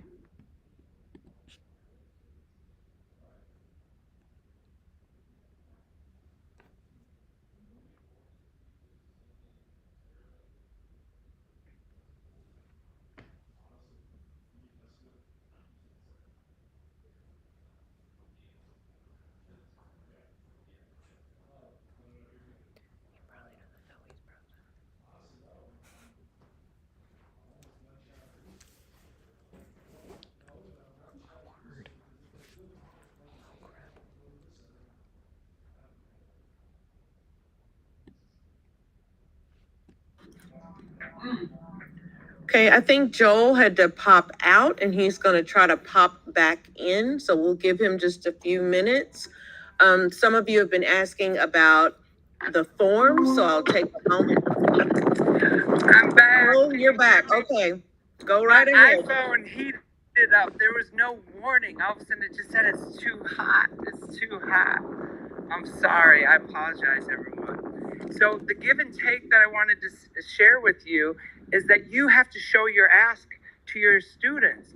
What is important to you, and it can be about your profession, but it can also be about your life. Like, they want to know you, they want to encourage and cheer you on. But as a teacher, I often say, students, I'm not successful if you're not successful. So I need you to come back and give back. I want you to come back and give back. Show me you're successful. Be a role model to my students. And you'd be amazed how many times that moves kids, because they care about me, because they know how much I care about them. All of a sudden they're like, well, I'm not going to do it for myself. Because kids and teachers, we sabotage our own success. But suddenly when we're giving to others and there's a greater purpose, all of a sudden we're all in a different way. So put it out there for them to rally for your success. Now, I'm an English teacher, but I like to be very active. I'm all about wellness and health and exercise and good sleep and good choices with diet, for my kids. So in this alternative program, I also get to teach PE and health. But one of my duties is we get to take the kids into the gym. Whoever thought not letting high school and middle school kids move throughout the day was a good idea? But that needs to go. But somehow I asked for this, I advocated, my director blessed it, and I get to play full court basketball with my kids every day. The connections, the relationships we build are incredible, but I get to sweat and play. Like, other than the NBA, where else do you get paid to play basketball? So I put it out there. So this is where I start wrapping this up and saying, you are in charge of your career path. Sometimes if you've heard me speak, you've heard me talk about Ann Brewster. She's been an educator for 59 years. 59 years. And I said, what's your secret? She said, every 3 to 5 years, I do something different. Could be a new role. Sometimes it's leadership. Sometimes it's a different grade level. But sometimes it's just being an advisor or a club. Something new and different keeps her going. So you have to figure out what you need and go after that. Now, the fact that I'm still here is nothing short of a miracle, because even though I started telling my kids, I haven't given up my childhood dream of playing professional baseball again. The June of 2020 thing, I showed my ass one day in a men's league game. Robbie Ross Jr., a former major leaguer for the Boston Red Sox, and he also played for the Texas Rangers, very successful. He got hurt and he was rehabbing in our league. And I said, Robbie, if you need somebody to battle you, I'm a tough out. He watched me play. I want to battle you. I want to see what it feels like to hit off a major league pitcher. Remember, I had been tracking for June of 2020. Well, the last day of May, he texted me, 2020. He said, come to the park. You're going to battle me, Trevor Gott, and a couple minor league prospects, including Lincoln Hensman from your area. He was a Louisville Cardinal, drafted in the second round, still playing in the White Sox organization. You get to battle them. You and Ben Revere led the National League in hits from Lexington. He bats left-handed, I bat right-handed. I get to battle these guys, and I got hits off of each and every one of them. In fact, they signed a ball that said Joel Cotty, first major league hit, June 2020. Now, it's not in any record book. It's not an official, but it's so good for the soul. It is what I had been tracking, putting out there. Would that have happened if I didn't believe it? No. Would it have happened if I didn't show my ass and say, Robbie, let me hit off you? I did so well, they invited me back the next week for the same thing. It was just like Field of Dreams. They're like, you're good. Come back. Unreal. Okay? So, fast forward a year. Some of you know I don't have time today, maybe at the end. I womp you. And it's water, oxygen, marching, midline marching, pretzel, all these other things, and some stretching. I do what I share with you. Not all of it will fit for you and work with you, but I'm not sharing anything that doesn't work for me. You try it on. But I was in the bathroom doing some of my breathing, some of my stretching, just kind of hanging here. And all of a sudden, I do believe our mind, body, heart, and spirit are more closely connected than you realize. We tend to think of them as their own thing. They're so closely connected, and they communicate to you. And so one day, the Field of Dreams voice and everything else, my whole body, my muscles, I'm stretching in the bathroom. And it says, you might not play pro baseball again. And I was 43, and I was like, yeah, I get that. My body felt it. Everything felt it. I was like, this might be it. And I just kind of breathed through and exhaled the pain out. Took another minute before I just kind of got my game face on for teaching. And then I walked out of the bathroom. I'm not kidding. I only got about 40 feet down the hallway. And one of our new students, she was a ball of energy. She came running up to me and jumped right in front of me. And she said, Mr. Cotty, Miss McCune told me something really cool about you. She said you're going to play professional baseball again. That's so cool. And I was like, all right, I'm back in. I got this. I'm back in. My kids are enabling my dream. They're cheering me on in the same way I'm cheering them on. And from that moment on, I was back in. Well, it's been a little bit of a battle because about a week later, I ruptured and tore something in my calf. I think that's what was communicating to me. And I was like, oh gosh, is this it? Do I need surgery? What's it going to be like? It healed just fine, and here I am. So this week, this is my 8th day where I've been at this independent minor league spring training camp where players from around the world and country are getting signed, including Florence Freedom, Lexington Legends. Brandon Phillips is down there again, still hitting and playing today. His brother, who manages the Legends, is here watching. Brian White, the manager from the Florence Yalls, is here scouting, signing players. And here I am standing close to my dreams. My kids are cheering me on. My colleagues are cheering me on. And I'm doing the exact same thing. So here's my challenge to you. I want you to be bold enough to show your ask. If you need to start with small things, start small. There's money out there. There's ESSER funds. And honestly, we have to be open to new and different. If we come at this and say, well, let's keep trying this or that. No. So here's the best way to ignite your passion and purpose is for you to design it and bring it. So what sets your soul on fire? You know what it is. So where does that fit in the school community? If you need a walk, can you go out and walk with your students? Yeah, I bet you can. And I bet you those kids need it too. And you will be that teacher. Can we go outside today? Yes. Do you have some outdoor lesson plans ready to go? So when that first question hits and you're like, yeah, let's go. Novelty, new and different, spontaneous. You want to be that teacher. Those kind of connections, and that level of engagement, you can plan for and create. And so here's the vision I'm planting for you.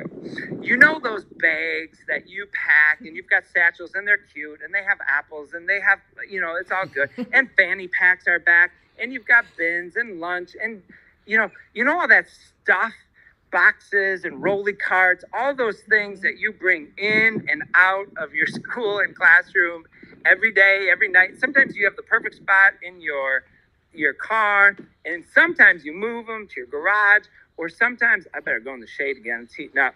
Sometimes you go to, they actually make it in the house, maybe close to your office or your bed, and you're going to grade those and do those. And then most times you don't even do anything with it. Honest, I'm there too. You're too tired. And then you just pack it up and you lug it back and forth.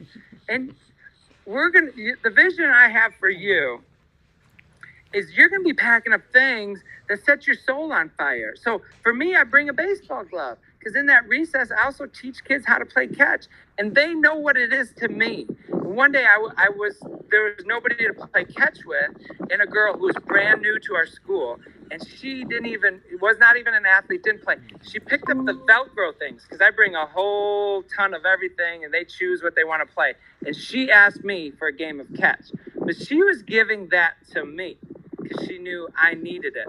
So you bring in the things that, even if it's just for 3 minutes, 4 minutes, 5 minutes, it's that Tom Cruise moment in A Few Good Men where he's holding a baseball bat because it just kind of refocuses and motivates him. And what are those objects that you can bring in? But the vision is that you don't go home so gosh darn tired you can barely make it to your car, and the kids skip on the bus with all this extra energy and they just fly on out to the, like we got to flip it. You got to go home with so much passion and excitement and extra energy, carrying the things in and out that are so closely connected to your past or current dreams. See, you're a teacher, and what are those things? And what parts of those things can live in there? So I want to give some shouts out to some Jefferson County educators that I've seen over the years doing some of this work. And Karen Pulliam is a school counselor. She's taken on some of these challenges and literally ran with it. She's becoming this ultra marathoner. You just keep moving. You just keep moving. Laura Waz, she just retired, but she's seen me speak a number of times. And she just started, a little bit of photography, then giving pictures away. Now she's selling pictures away. So she started by just spreading it through her school community, but she built up the confidence and the connections, and now she's out there selling it. There's Ryan Murphy, amazing PE teacher, but I think his dream is just to be one of the world's greatest dads and coaches, and he's doing it. He's crushing it. See, we don't have to be famous. We have to be right there with the ones we care about and are supporting. And here's the last thing, we're running out of time. I want you to be the Tad Wentes of the world, right? So Tad Wente, I know you will do it. That got stuck in my head, and I have replayed that, and that is in my algorithm. That keeps showing up in my reels, coming home. I know you will do it. I know you will do it. See, if you are present, if you are being honest and vulnerable and courageous, and if you are connecting with kids, if you are seeing their potential, if you're honoring the trauma and the risks that they're trudging through, you're going to get stuck in their heads, hearts, and spirits. And at a time that I walk through, I know firsthand those are the things that save and sustain people. There are people who have completed suicide that wrote notes that said, I'm jumping off the Golden Gate Bridge. If nobody talks to me, if nobody looks at me, if nobody smiles at me, I'm gone. And sometimes it's just a smile or eye contact that changes the brain chemistry, right? Even, smiling, faking it to make it, it changes the brain chemistry. But you have to be present. You have to see people. And once you tap into those two things, the dream enabling and the dream chasing, it's like a beautiful ping pong match, back and forth, or tennis, or it's orchestra. It's back and forth, it's back and forth. It's never just you. But if you bring your passions, your interests, if you bring you, like don't be modest. Teachers are way too modest. You're not bragging in your interviews. You need to walk into your school. You need to have a walk-up song. You need to be so dang confident. You need to have a rhythm to your work, a rhythm to your life. And then it taps into those around you. So you can't just make it about them. It's a give and take. Because here's the secret. The brain works best when you're interested. You are most interested in yourself. Don't feel guilty. You're not selfish. We're designed that way. We've evolved that way.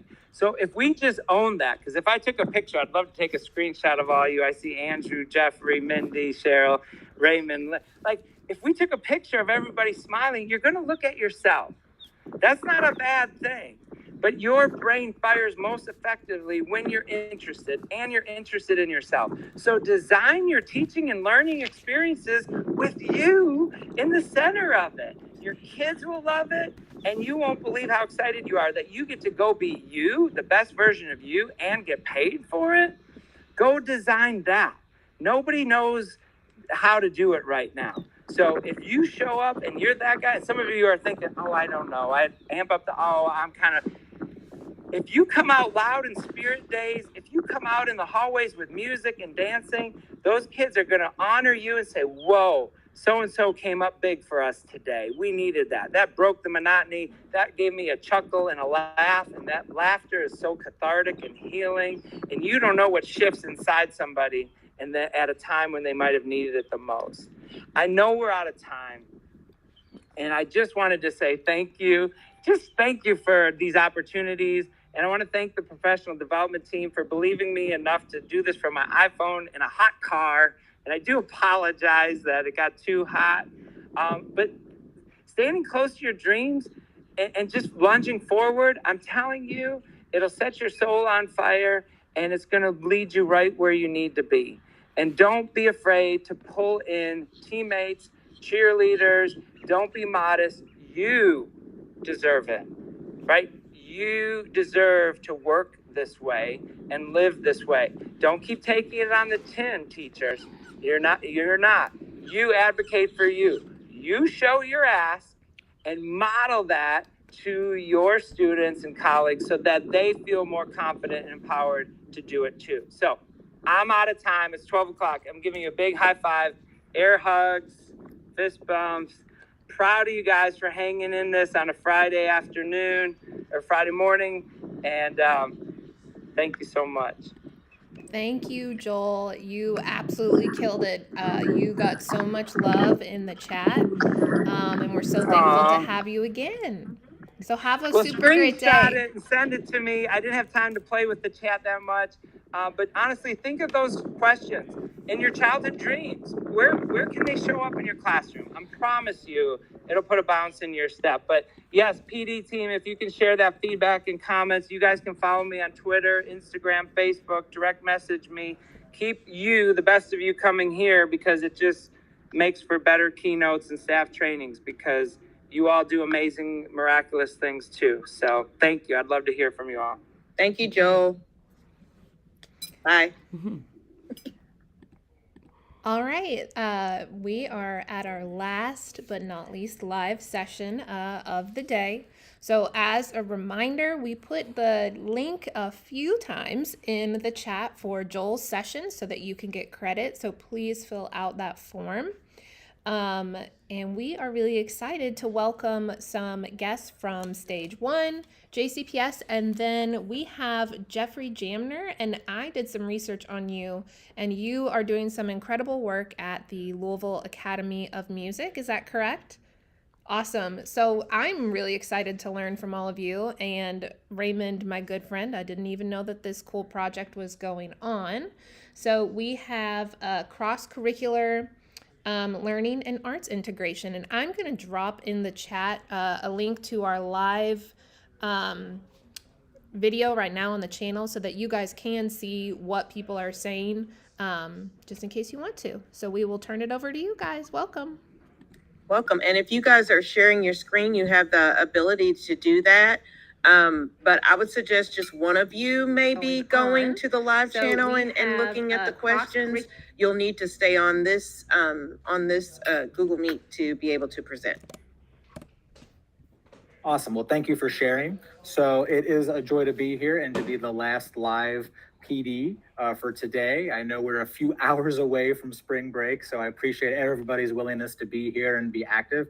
We're really excited. The on-ramp team's excited to kind of be here. So just while we're getting started, we wanted to connect with you. So feel free to use the chat feature. Just please put your name, kind of the school where you're at, the subjects that you're teaching, so that we can really connect with you. That's something that we're going to do. So just some brief overview. This is our 4th year for the on-ramp. It's been happening in different capacities with COVID and with being in person over the past few years. And we are going to be modifying our plan this year due to the time constraints and a lot of things that have happened. But just be looking for some information. Just know that this is kind of the start, the catalyst, so to speak, for this year. And even though our time's kind of truncated as compared to previous years, we really want to build on a lot of the lessons and just know that there's going to be some information coming in the next few weeks. So we're going to be excited to share that. So thank you guys for being here, and take us away, Jeff. Thank you, Raymond, and thank you for that introduction. Thank you, everyone, for being here. Really excited. I got a text from an old friend, a longtime wonderful teacher of world languages. She teaches Spanish, and she was excited that we were doing this PD today. And so I don't know who all are out there, but I think there are about 81 that were registered yesterday. We are going to be taking you on a 1-hour journey into arts integration, but really it's cross-curricular learning. And so you're already familiar with that. And I'm going to, I don't see in the chat if you've been sharing your names and schools and what subjects and grades you teach. Maybe Mindy can help with that, or Lina. They are. It's coming up in the live, that YouTube link. Oh, the live YouTube. I've got it open. We're seeing so many folks writing their names. Yeah, it's fantastic. Okay. Excellent. So I'm going to need to click on that too, but I'm going to need like a third monitor. So, or maybe Andrew and Lina, you can help me with this part, because I'm going to ask people now to answer this question about arts integration. And that is, what is arts integration? What does arts integration mean to you? You can provide a short explanation or definition, or even an example, but I'd love to hear and see some of those. And I'm going to try to click on this and see if I can also see it. To answer this question about arts integration, and that is, what is arts integration? What does arts integration mean to you? You can provide so if you just mute. explanation. Mute it. Yeah, Jeff, you're gonna have to mute. Yeah. One thing to note, there is a lag between your speaking and what's happening. So be mindful of that. Yeah, so Jeff, I have my YouTube open, but I just muted the YouTube. Since I'm not seeing the YouTube line, and Andrew, I wonder if you could Yeah. read out a couple of things that are either consistent or jump out, in some Definitely. way about arts So integration definitions. I'm seeing finding a way to make teaching certain subjects more creative and colorful. Arts integration must happen. Arts integration allows students to show a mastery of different contents through an artistic way. These are so great. So many coming in, like drawing a picture or singing a song about something you've recently learned. I have students making several posters in biology. So folks are starting to name the different arts content areas that they might be integrating into arts already, which is exciting to see. One teacher says, incorporating the whole learner in all we do. We give the child the opportunity to express themselves and what they know in many ways. So talking about that multimodal learning, which is really exciting to see. You want me to keep going? There's a bunch just coming in. And folks in the chat keep writing those definitions, which is great. Let's have three more. Great. Expressing yourself through art instead of verbal, which is exciting.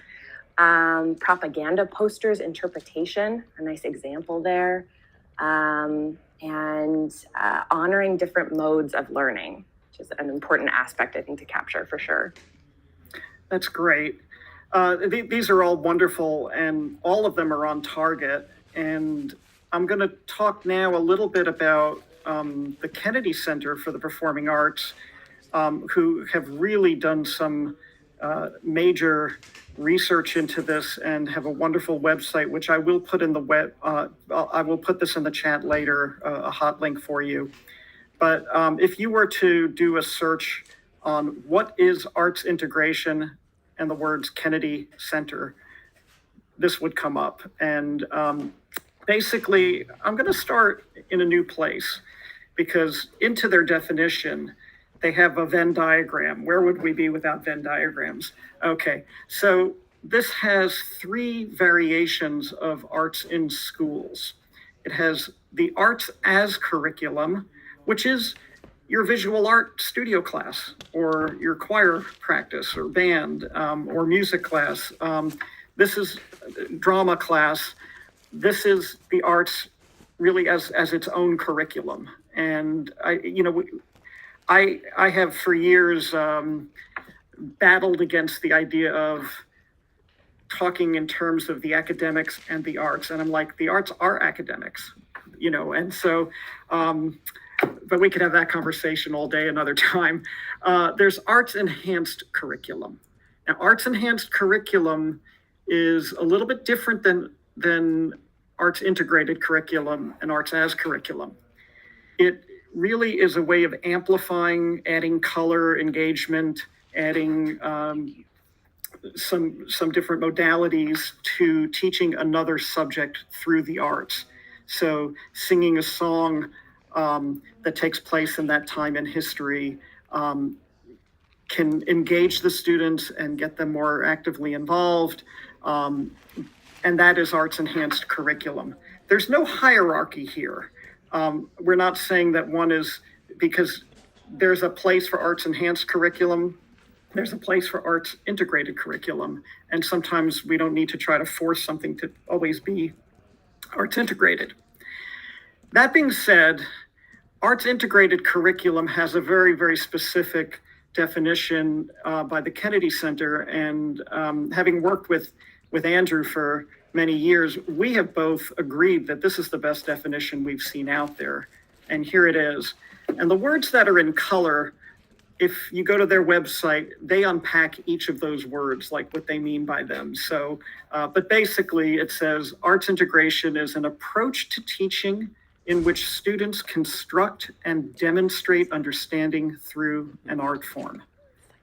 So in that first sentence, that already gets at some of the comments that Lina was reading aloud about a way additional to verbal answers or written answers, that they can demonstrate their learning through art forms in different modalities.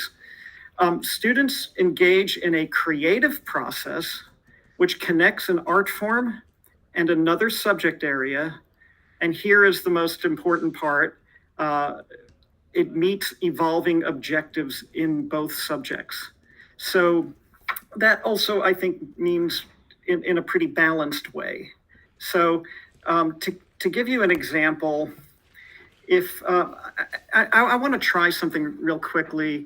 I have a screen. I'm going to stop this screen share, start another, and just, Andrew, if you can give me a thumbs up or thumbs down as to whether you can hear it, okay? Or whether I need to mute in order to get rid of the echo. So I'm going to stop presenting, and then I'm going to share a different screen.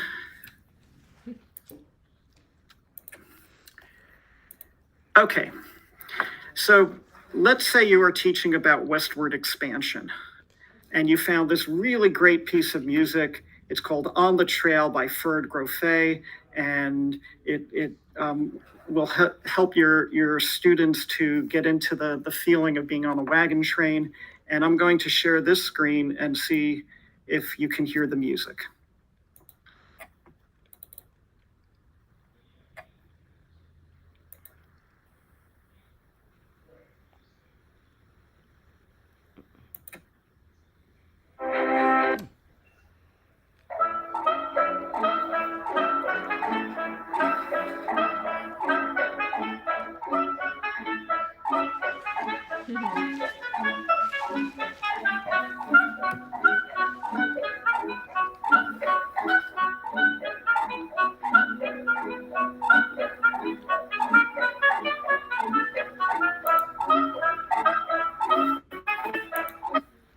Okay, so you have used this and maybe even had the kids move and do some creative movement to this music. Is that arts integration in a social studies context of learning with a balanced set of objectives in both? Not yet. If you merely played the music and didn't really talk about the music, you didn't talk about that rhythm, the clip clopping, and what rhythm is that, and how do we possibly notate that if they're, if that's an objective for them. If you're talking about dynamics and melody, instrumentation, you're also teaching about music while you're teaching about westward expansion. And so that becomes more in the realm of arts integration. And if you had them moving to it and doing creative movement, having some specific criteria for assessing their dances that are criteria within dance, and I'll talk about that in a minute, then you're really sort of assessing in both subjects. So anyway, that is what we mean by arts integration. So now I'm going to go back to the PowerPoint. Actually, I'm going to skip ahead, and I'm going to go to the National Core Art Standards. I've created a PowerPoint called Art Standards Without Fear. And if you're going to connect to the art standards, it's good to know how to access them and how to navigate them. So I'm going to share a new screen with you again. Let's see.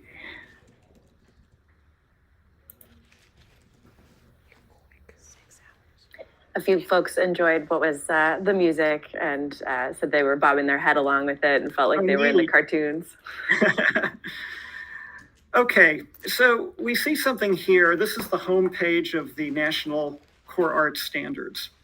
And at first it looked to me like a mini version of the periodic table of the elements, and already looks intimidating. It is not a periodic table of the elements. It's actually really quite simple and clever way to get to the standards that you need. So, and if you see me looking off to the right, I am looking at my other monitor to operate this. But anyway, for years, we have talked about 3 processes in arts: creating, performing, and responding, the CPR. And they went a little bit further. They have the CR here is creating. They have 3 P words: performing, presenting, and producing. So if you have an art exhibit of student work, that's presenting.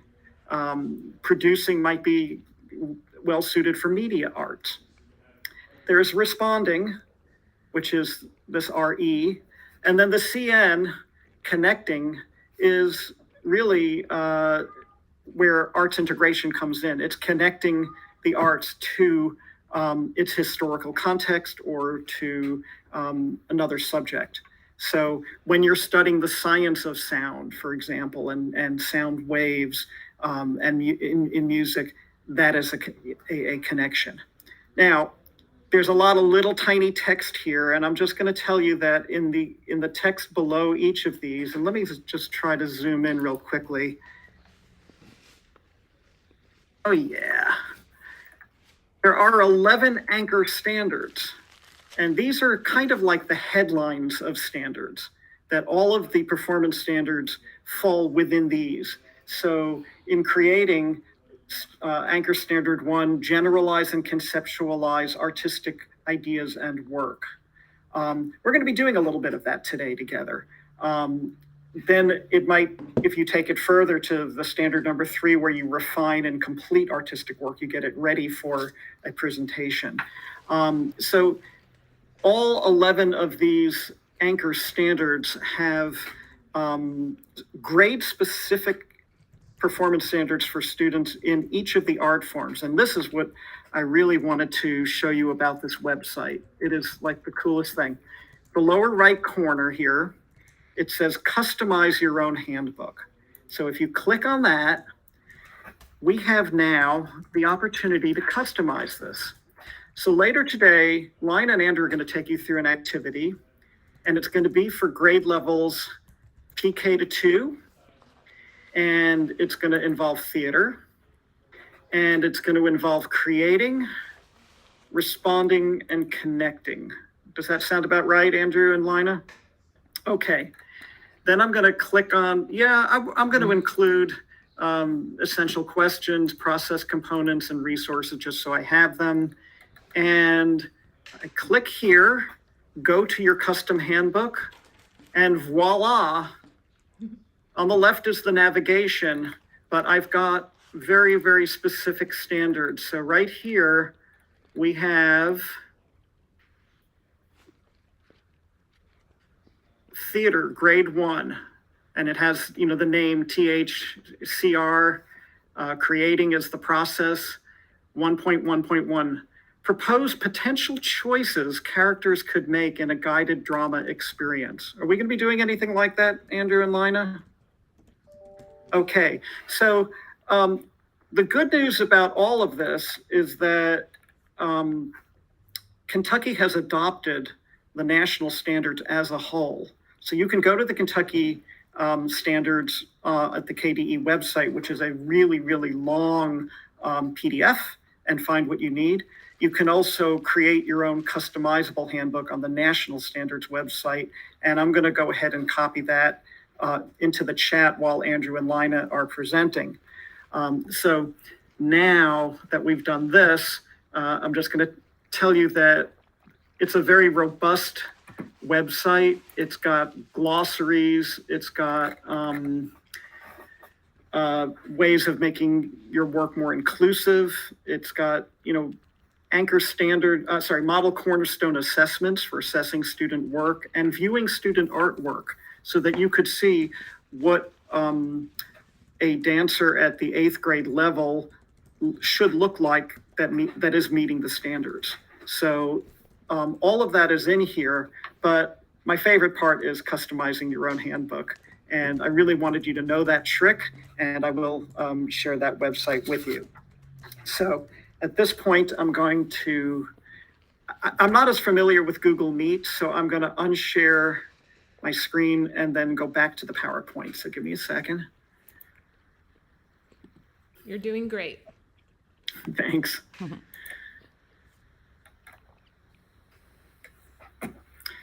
Okay, now I'm going to share.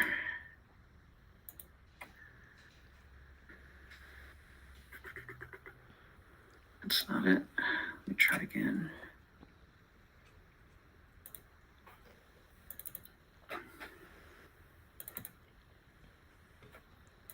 Here we go.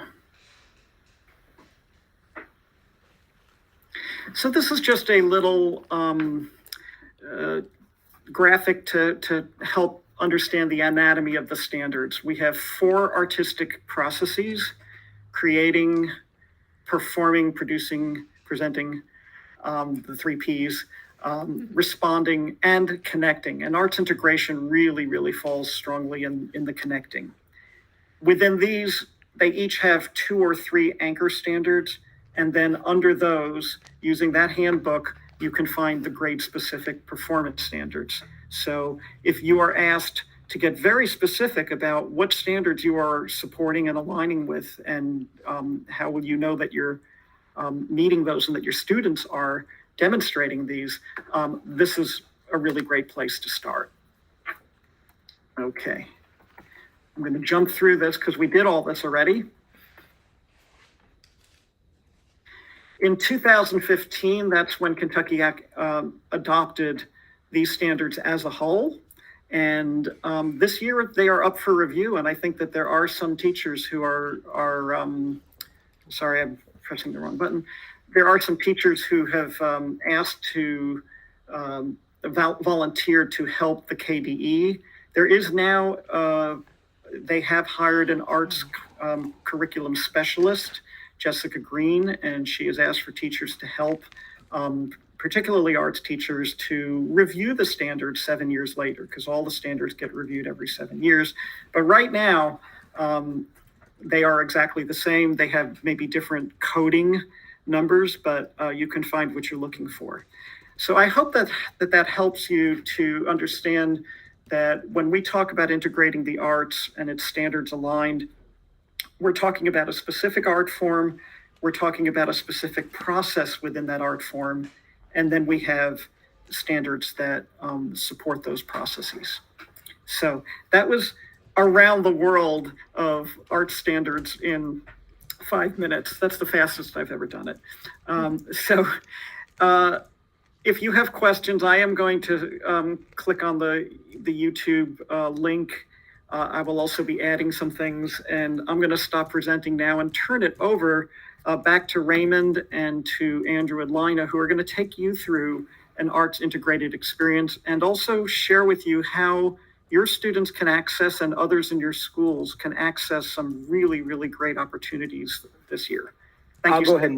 I'll go ahead and take that on real quick before Andrew and you all take over. So these are 2 plays that we are currently reviewing, and we're wanting to give access to students. But as I said, kind of at the beginning, that information will be coming in the future weeks, but they're still going to take us through an experience. So go ahead, Andrew. Thank you.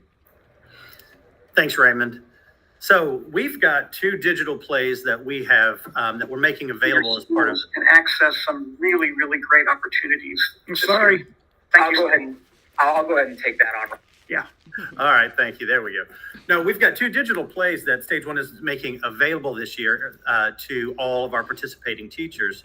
And one thing about the 2 plays, before I get into the specifics, they're part of a series that we created at the onset of the pandemic called Theater for Everywhere. So these are plays that were specifically designed in partnership with JCPS educators to really address different aspects of social emotional learning, different things that students are experiencing in the classroom. And so these are pieces that we've commissioned to address some of those needs. And the one I want to focus on right now is the play Jamie Whatever, which is a play. It's a world premiere piece. It was written earlier this year by an African-American playwright, a local, amazingly talented artist named Keith McGill. And it's focusing really more at the K2 grade level. But in this play, it focuses on a young boy named Jamie Razazadeh, who is a young Black Muslim boy. And he's just starting 1st grade at this new school. And at the new school, he finds some friends that are excited to meet him and to get to know about him. But he also encounters a young boy named Bailey. who takes on a bit of the bully role and makes fun of Jamie because of his difficult to pronounce last name. And so over the course of the play, with the help of Jamie's grandfather, and also a connection he makes with the school custodian, Miss Sophia, both Jamie and Bailey actually learn more about the power behind our family names, and really the importance of being seen the way we want to be seen. So this play is really inviting students to see the ways in which family and history and pride in our culture both influence and define our identities, who we are. And what I would like to do in just a moment, I'm going to show you a very short clip from the show. And the clip I'm going to show you really focuses on one of the earliest encounters between the two young boys, Jamie and Bailey, where Bailey confronts Jamie and lets him know that he thinks he's weird simply because his last name is difficult to pronounce. And while we watch this clip, I want you to watch it not just with the mindset of, okay, I'm seeing a clip of the play as a preview, but I want you to think about the experience that the two young men are having, and what are some other ways that scene might have unfolded. Because after we finish watching the scene, Lina and I are going to take you through a very truncated taste of what an arts integrated experience might look like, where we're going to really focus on writing. So we've got the drama piece, playwriting, writing, and we're going to look at that scene and see how it's presented in the play.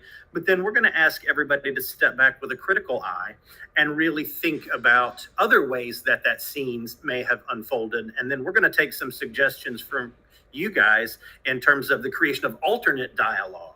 And so I'll walk you through that in just a moment. But as we go into watching this scene, I want you to really look at it from the lens of not just a preview, but how else might that interaction have gone down? All right. I'm going to share my screen.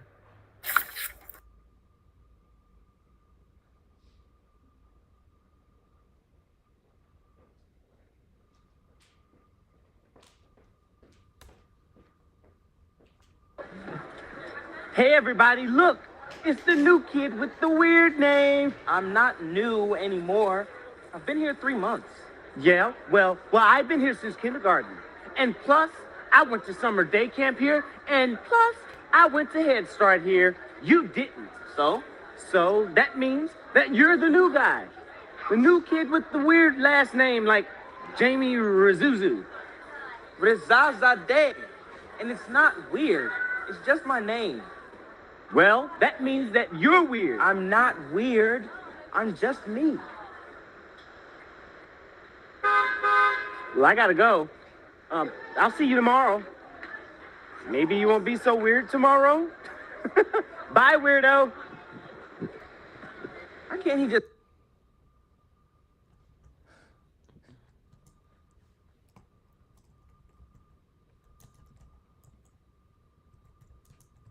You're muted, Andrew.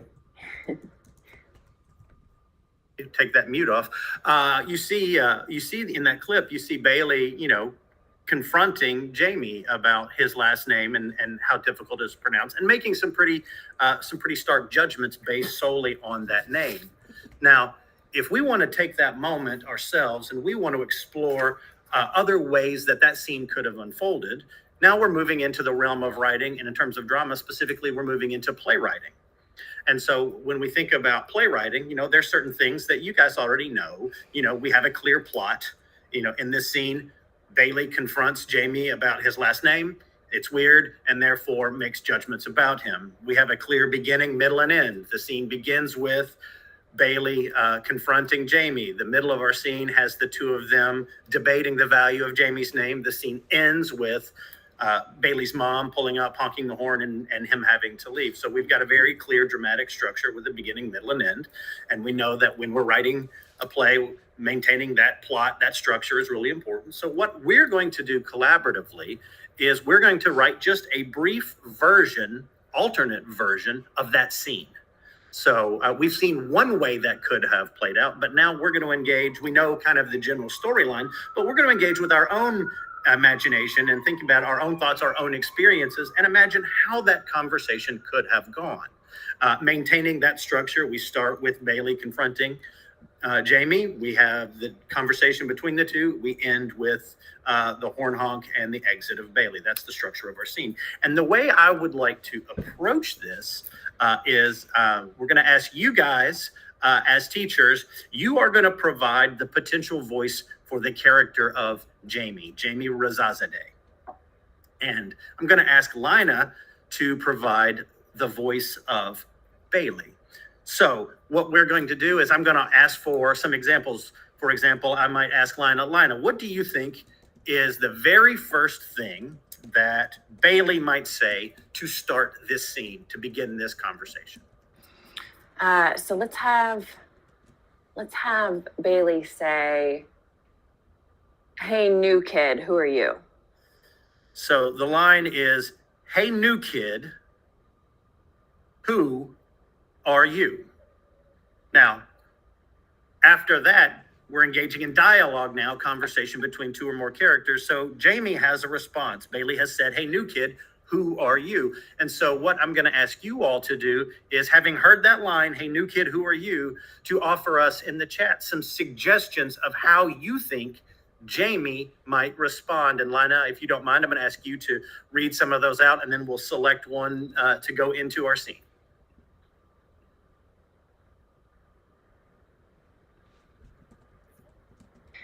We've got that little delay, so I'll wait in the chat. But again, if you are thinking about who this character of Jamie might be, what are all the different responses that might come out of his mouth here? And we can take a bunch of them. We've got a great title for the scene as well coming up in the chat, New Guy versus Weird Guy. And then someone pointed out there's a we in weird. So maybe we pull out this idea of new kid, and how might Jamie respond to that? Let's see, the new kid could say, "I'm not a new kid, but my name is..." We've got another suggestion. Jamie says, "I'm Jamie, who are you?" Okay, so connecting. So I'm not a new kid, but my name is Jamie Razazadeh, and nice to meet you too. We've got, "Hey, you're a new kid too. Who can we be if we find something new? What if we find something new to do?" "I'm Jamie. Why?" Jamie, "My name is Jamie. I'm not as new as you may think." Jamie might ask, "What's your last name?" Cut right to the chase. "My name is Jamie. Glad to meet you. What's your name?" "I'm Jamie. Good. Remind me of your name." Yeah, great. These are great suggestions. So I kind of combined a couple of them here and went with, "I'm Jamie Razazadeh. I'm not as new as you think." Awesome. So now, so far, our scene says, "Hey, new kid, who are you?" "I'm Jamie Razazadeh. I'm not as new as you think." Lina, how do you think Bailey is going to respond to that? Not as new as you might think. Okay, so I think Bailey might say, "Razaza what? That's not a name I've ever heard." Razaza what? That's not a name I've ever heard. All right, so now we've got Bailey's response. Razaza what? That's not a name I've ever heard. So again, teachers, how is Jamie going to respond to that now?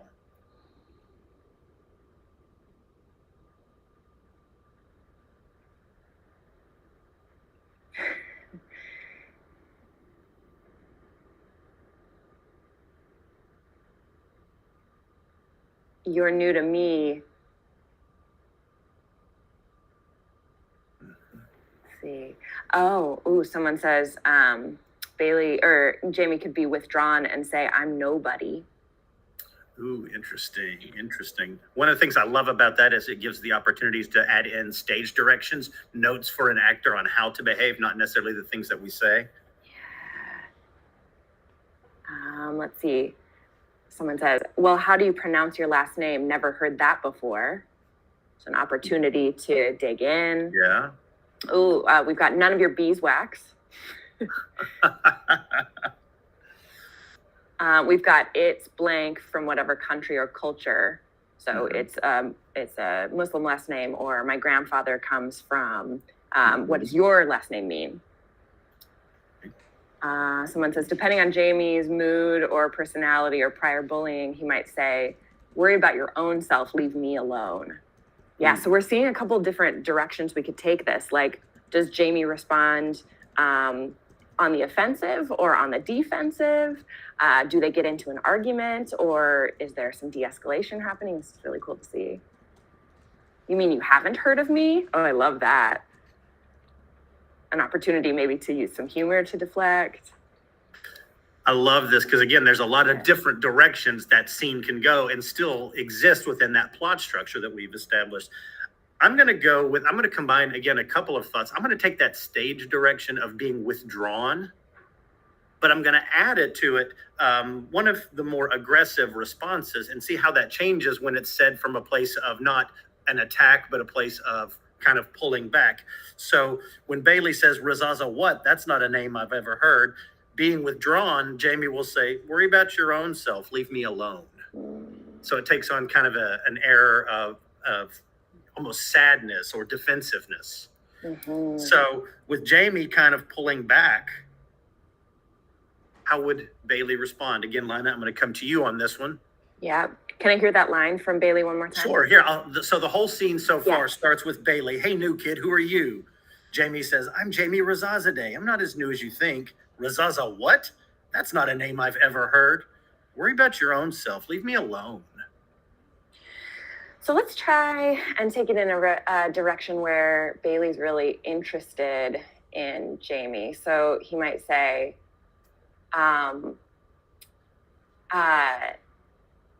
let's say Jamie or Bailey comes to sit down next to Jamie and says, did I hurt your feelings?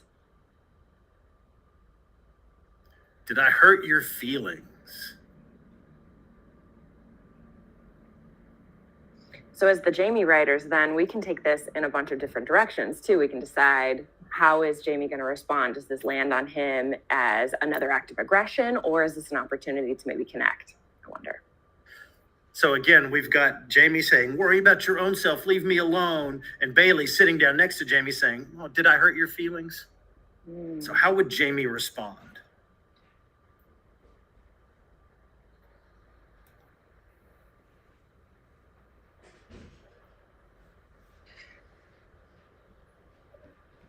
Let's see, someone says, my last name is not important right now. How are you doing, man? Oh, maybe that might have been also a suggestion for Bailey, which is great. Whatever you say, it should be in a kind way. Great. Someone says, nah, it's okay. Okay. So maybe an opportunity. And this to me sounds like an interaction that I could definitely hear in a cafeteria for sure. Like, no, I'm good. Jamie might say, a little. I'm used to others being hostile towards me. Okay.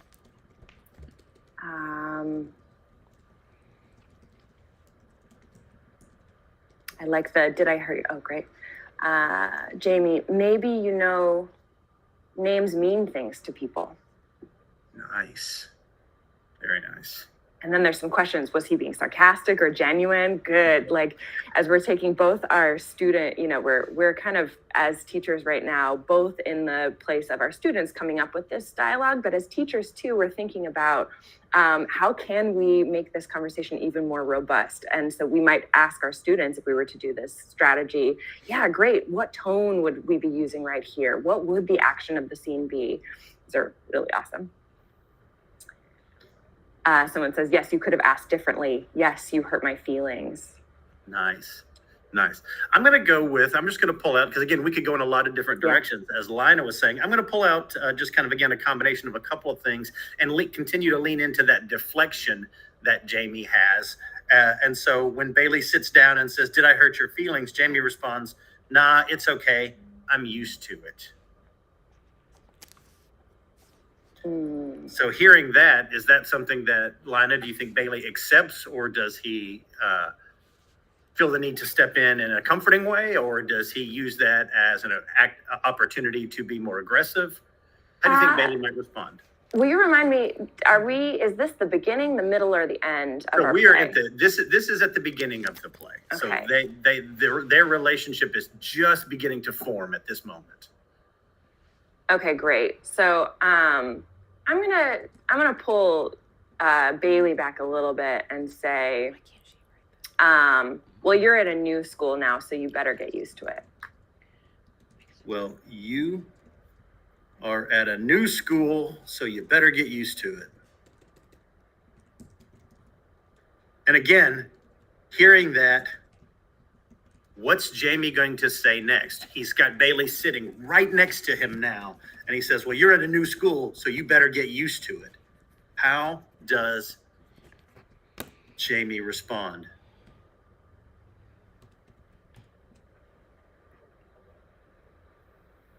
Yeah, good.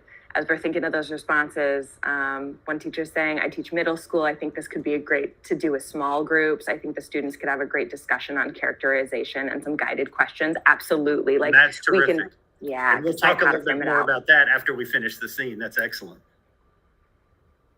Someone says, not really. I'm so used to it.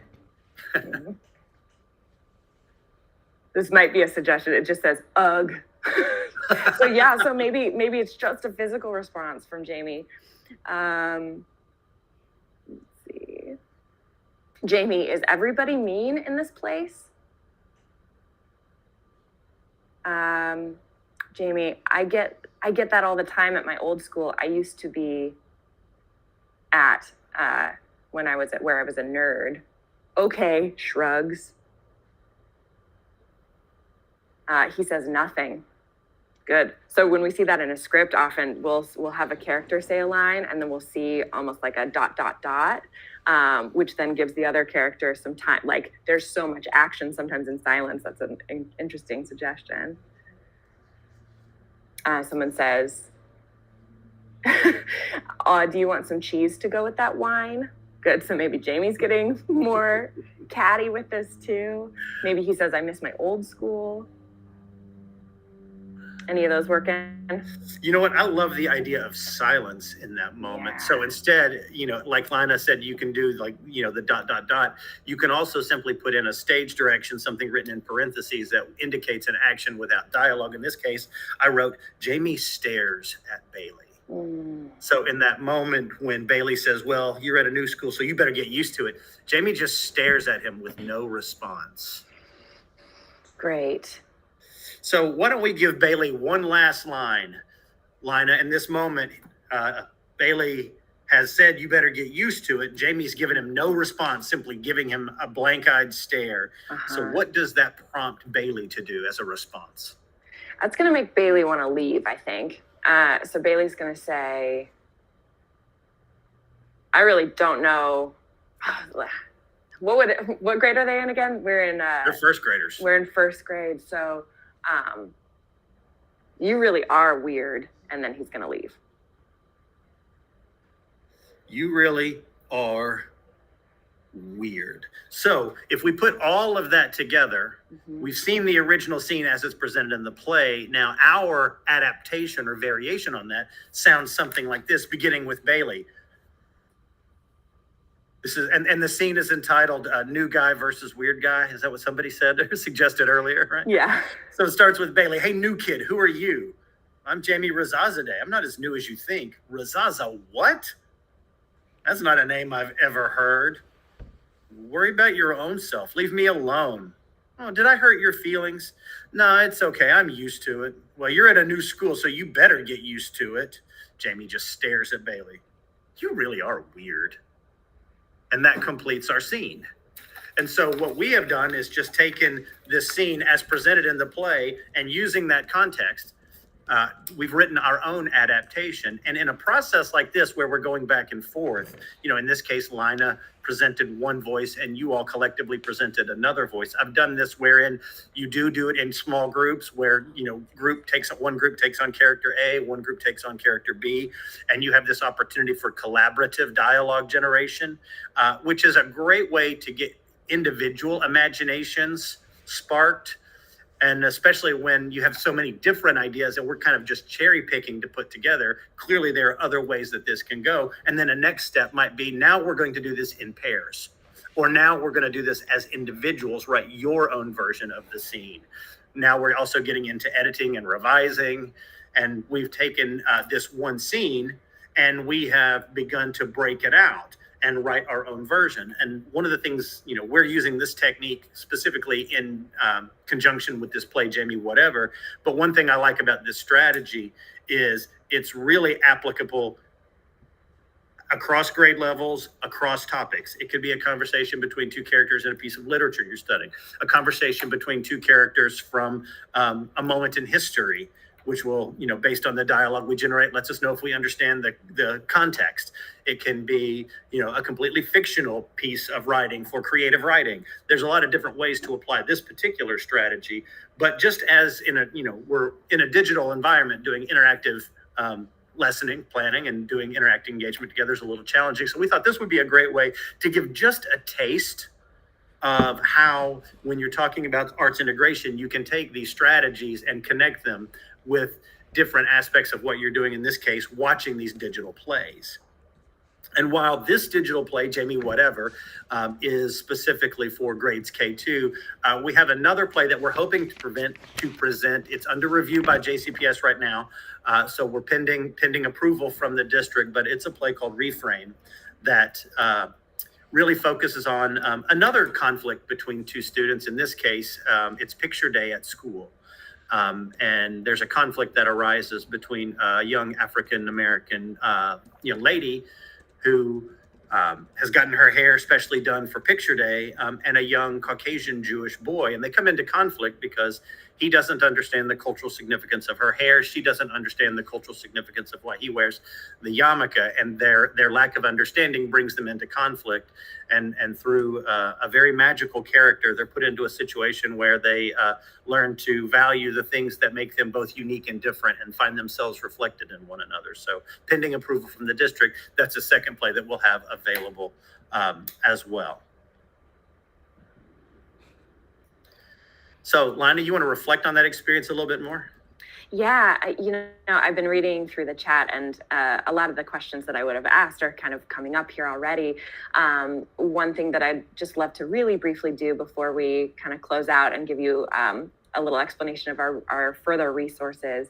But in the chat, if you can just sort of answer, as we're thinking through what is arts integration and why does this strategy fit into an example of what arts integration could be? Can you answer for me, what skills did we ask you, i.e. the students, to use? So what were some of those cognitive learning skills or content area skills that you were learning?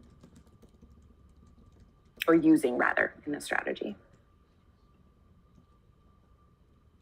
Just while I'm waiting for those, I'm seeing people writing, I want to write children's plays now. Yes, think of how your students want to watch this artwork and then build out their own versions of these things.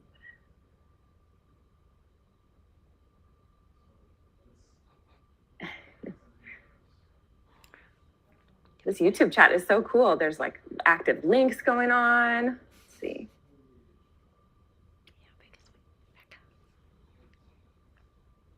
And Jeffrey put in those skills. So just while we're thinking about those, think about how we're asking students to translate, right? To take a form of artwork, so in this case, a play, to watch that and then translate it through writing and through conversation.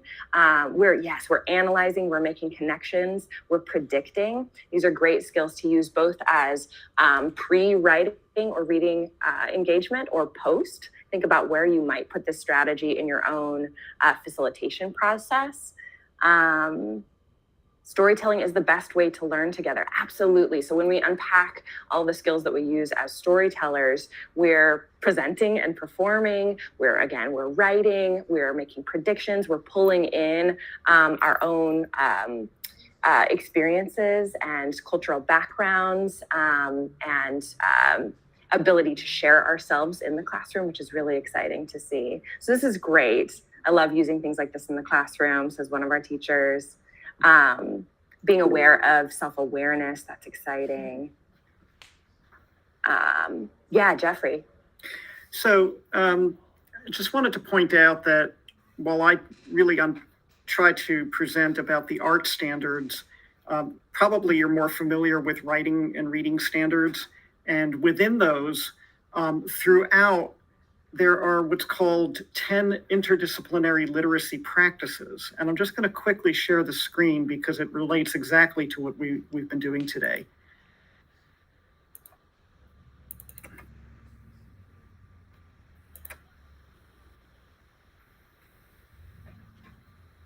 So this is from the KDE website. Probably need to zoom in a little bit. And it's recognizing that text is anything that communicates a message. Employing, let's see, number 6, collaborating with others to create a new meaning. There are so many here that so many of these 10 that we're hitting on really well. Apply high-level cognitive processes to think deeply and critically about the text. I mean, the arts get us there. The arts is like a great point guard, and it's just passing that ball for deeper learning. So I just wanted to point out that if you're ever asked about literacy connections, they are there as well in guiding principles for composition, but also the interdisciplinary literacy practices are throughout those standards. Thank you. You're welcome. Mind if I take us home, guys? Sounds great. So thank you all so much for being here. As they were kind of sharing, this is just scratching the surface. There's a lot more information and a lot more experience that they would love to share. And as I said, there's going to be some information in the coming weeks to help you get involved should you want to. They are fantastic resources, and a lot of the skills that they are talking about as they were discussing are applicable across multiple contents. And as they were sharing, even I was having those aha moments as like, man, as an ELA teacher, I would love to do some metacognition, maybe think about the, describe what the characters are like and really pull that kind of back a little bit. So I want to thank you all for being part of that discussion and really being here, especially before spring break. We thank you all. And as I said, we're going to be looking at information to be shared in the coming weeks. Will not happen over spring break, I assure you that. So don't worry about that, and enjoy the sun or the snow wherever you may go. And I'm just going to turn it over to Ms. Bibby. Thank you all. All right. Thank you all so much. I think you had over 200 participants for that. So you got your message out for sure.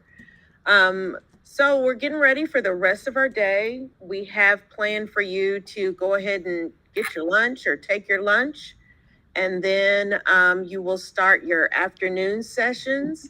The afternoon sessions are recorded videos. They will not be linked to the site until 1:30. So you have a nice break there.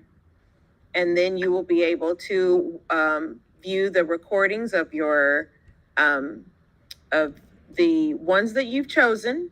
If you are a walk-in, consider it to be a walk-in, which means you did not sign up on PD Central, then you can still choose a recording, but you will want to make sure, all of you will want to make sure you complete the reflection form that will be posted at 3:00 today. So if you don't have access to there, well, I just see it's in the chat, I believe. If you don't have access to the slide deck for Flex Day, it's called the Flex Day slide deck. If you don't have that, I think our digital channel folks are putting it in the chat, or they will put it in the chat, and you will have access to it. That's where your links will be for your videos. That's where the link will be for the reflection form. If you keep that slide deck open and are waiting around for the links, you'll have to refresh because the links won't show up unless you refresh your forms or your slide deck. So make sure you do all those things. And if you have any questions regarding the PD for today, please contact the PD office or email us at professionallearning.jefferson.kyschools.us. All right. So thank you all so much. We're going to log out of here for now. I'll stay on for just a bit. Our digital folks will stay on for just a bit, and then we'll log out. Thank you all.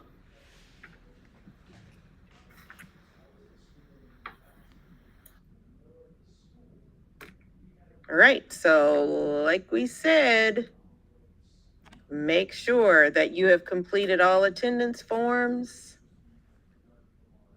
and log out of the digital learning channel. And Mindy, if you guys could put in the chat one last time the actual slide deck, or I think if I put it in there, they may not see it. So you guys may have to put it in there, a copy of the link. I'm going to try. For anyone that's still on here, paste it in. I don't know if they can see what I put in or not, but I just tried. It's posted. Lots. Okay. All right. If you have any other questions, Elizabeth, I see you asking a question. Please call the PD office or email us at professional.learning@jefferson.kyschools. Thank you. Bye, you all.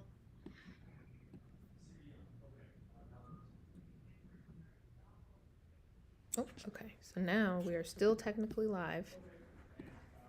So we need to go to your channel and end stream.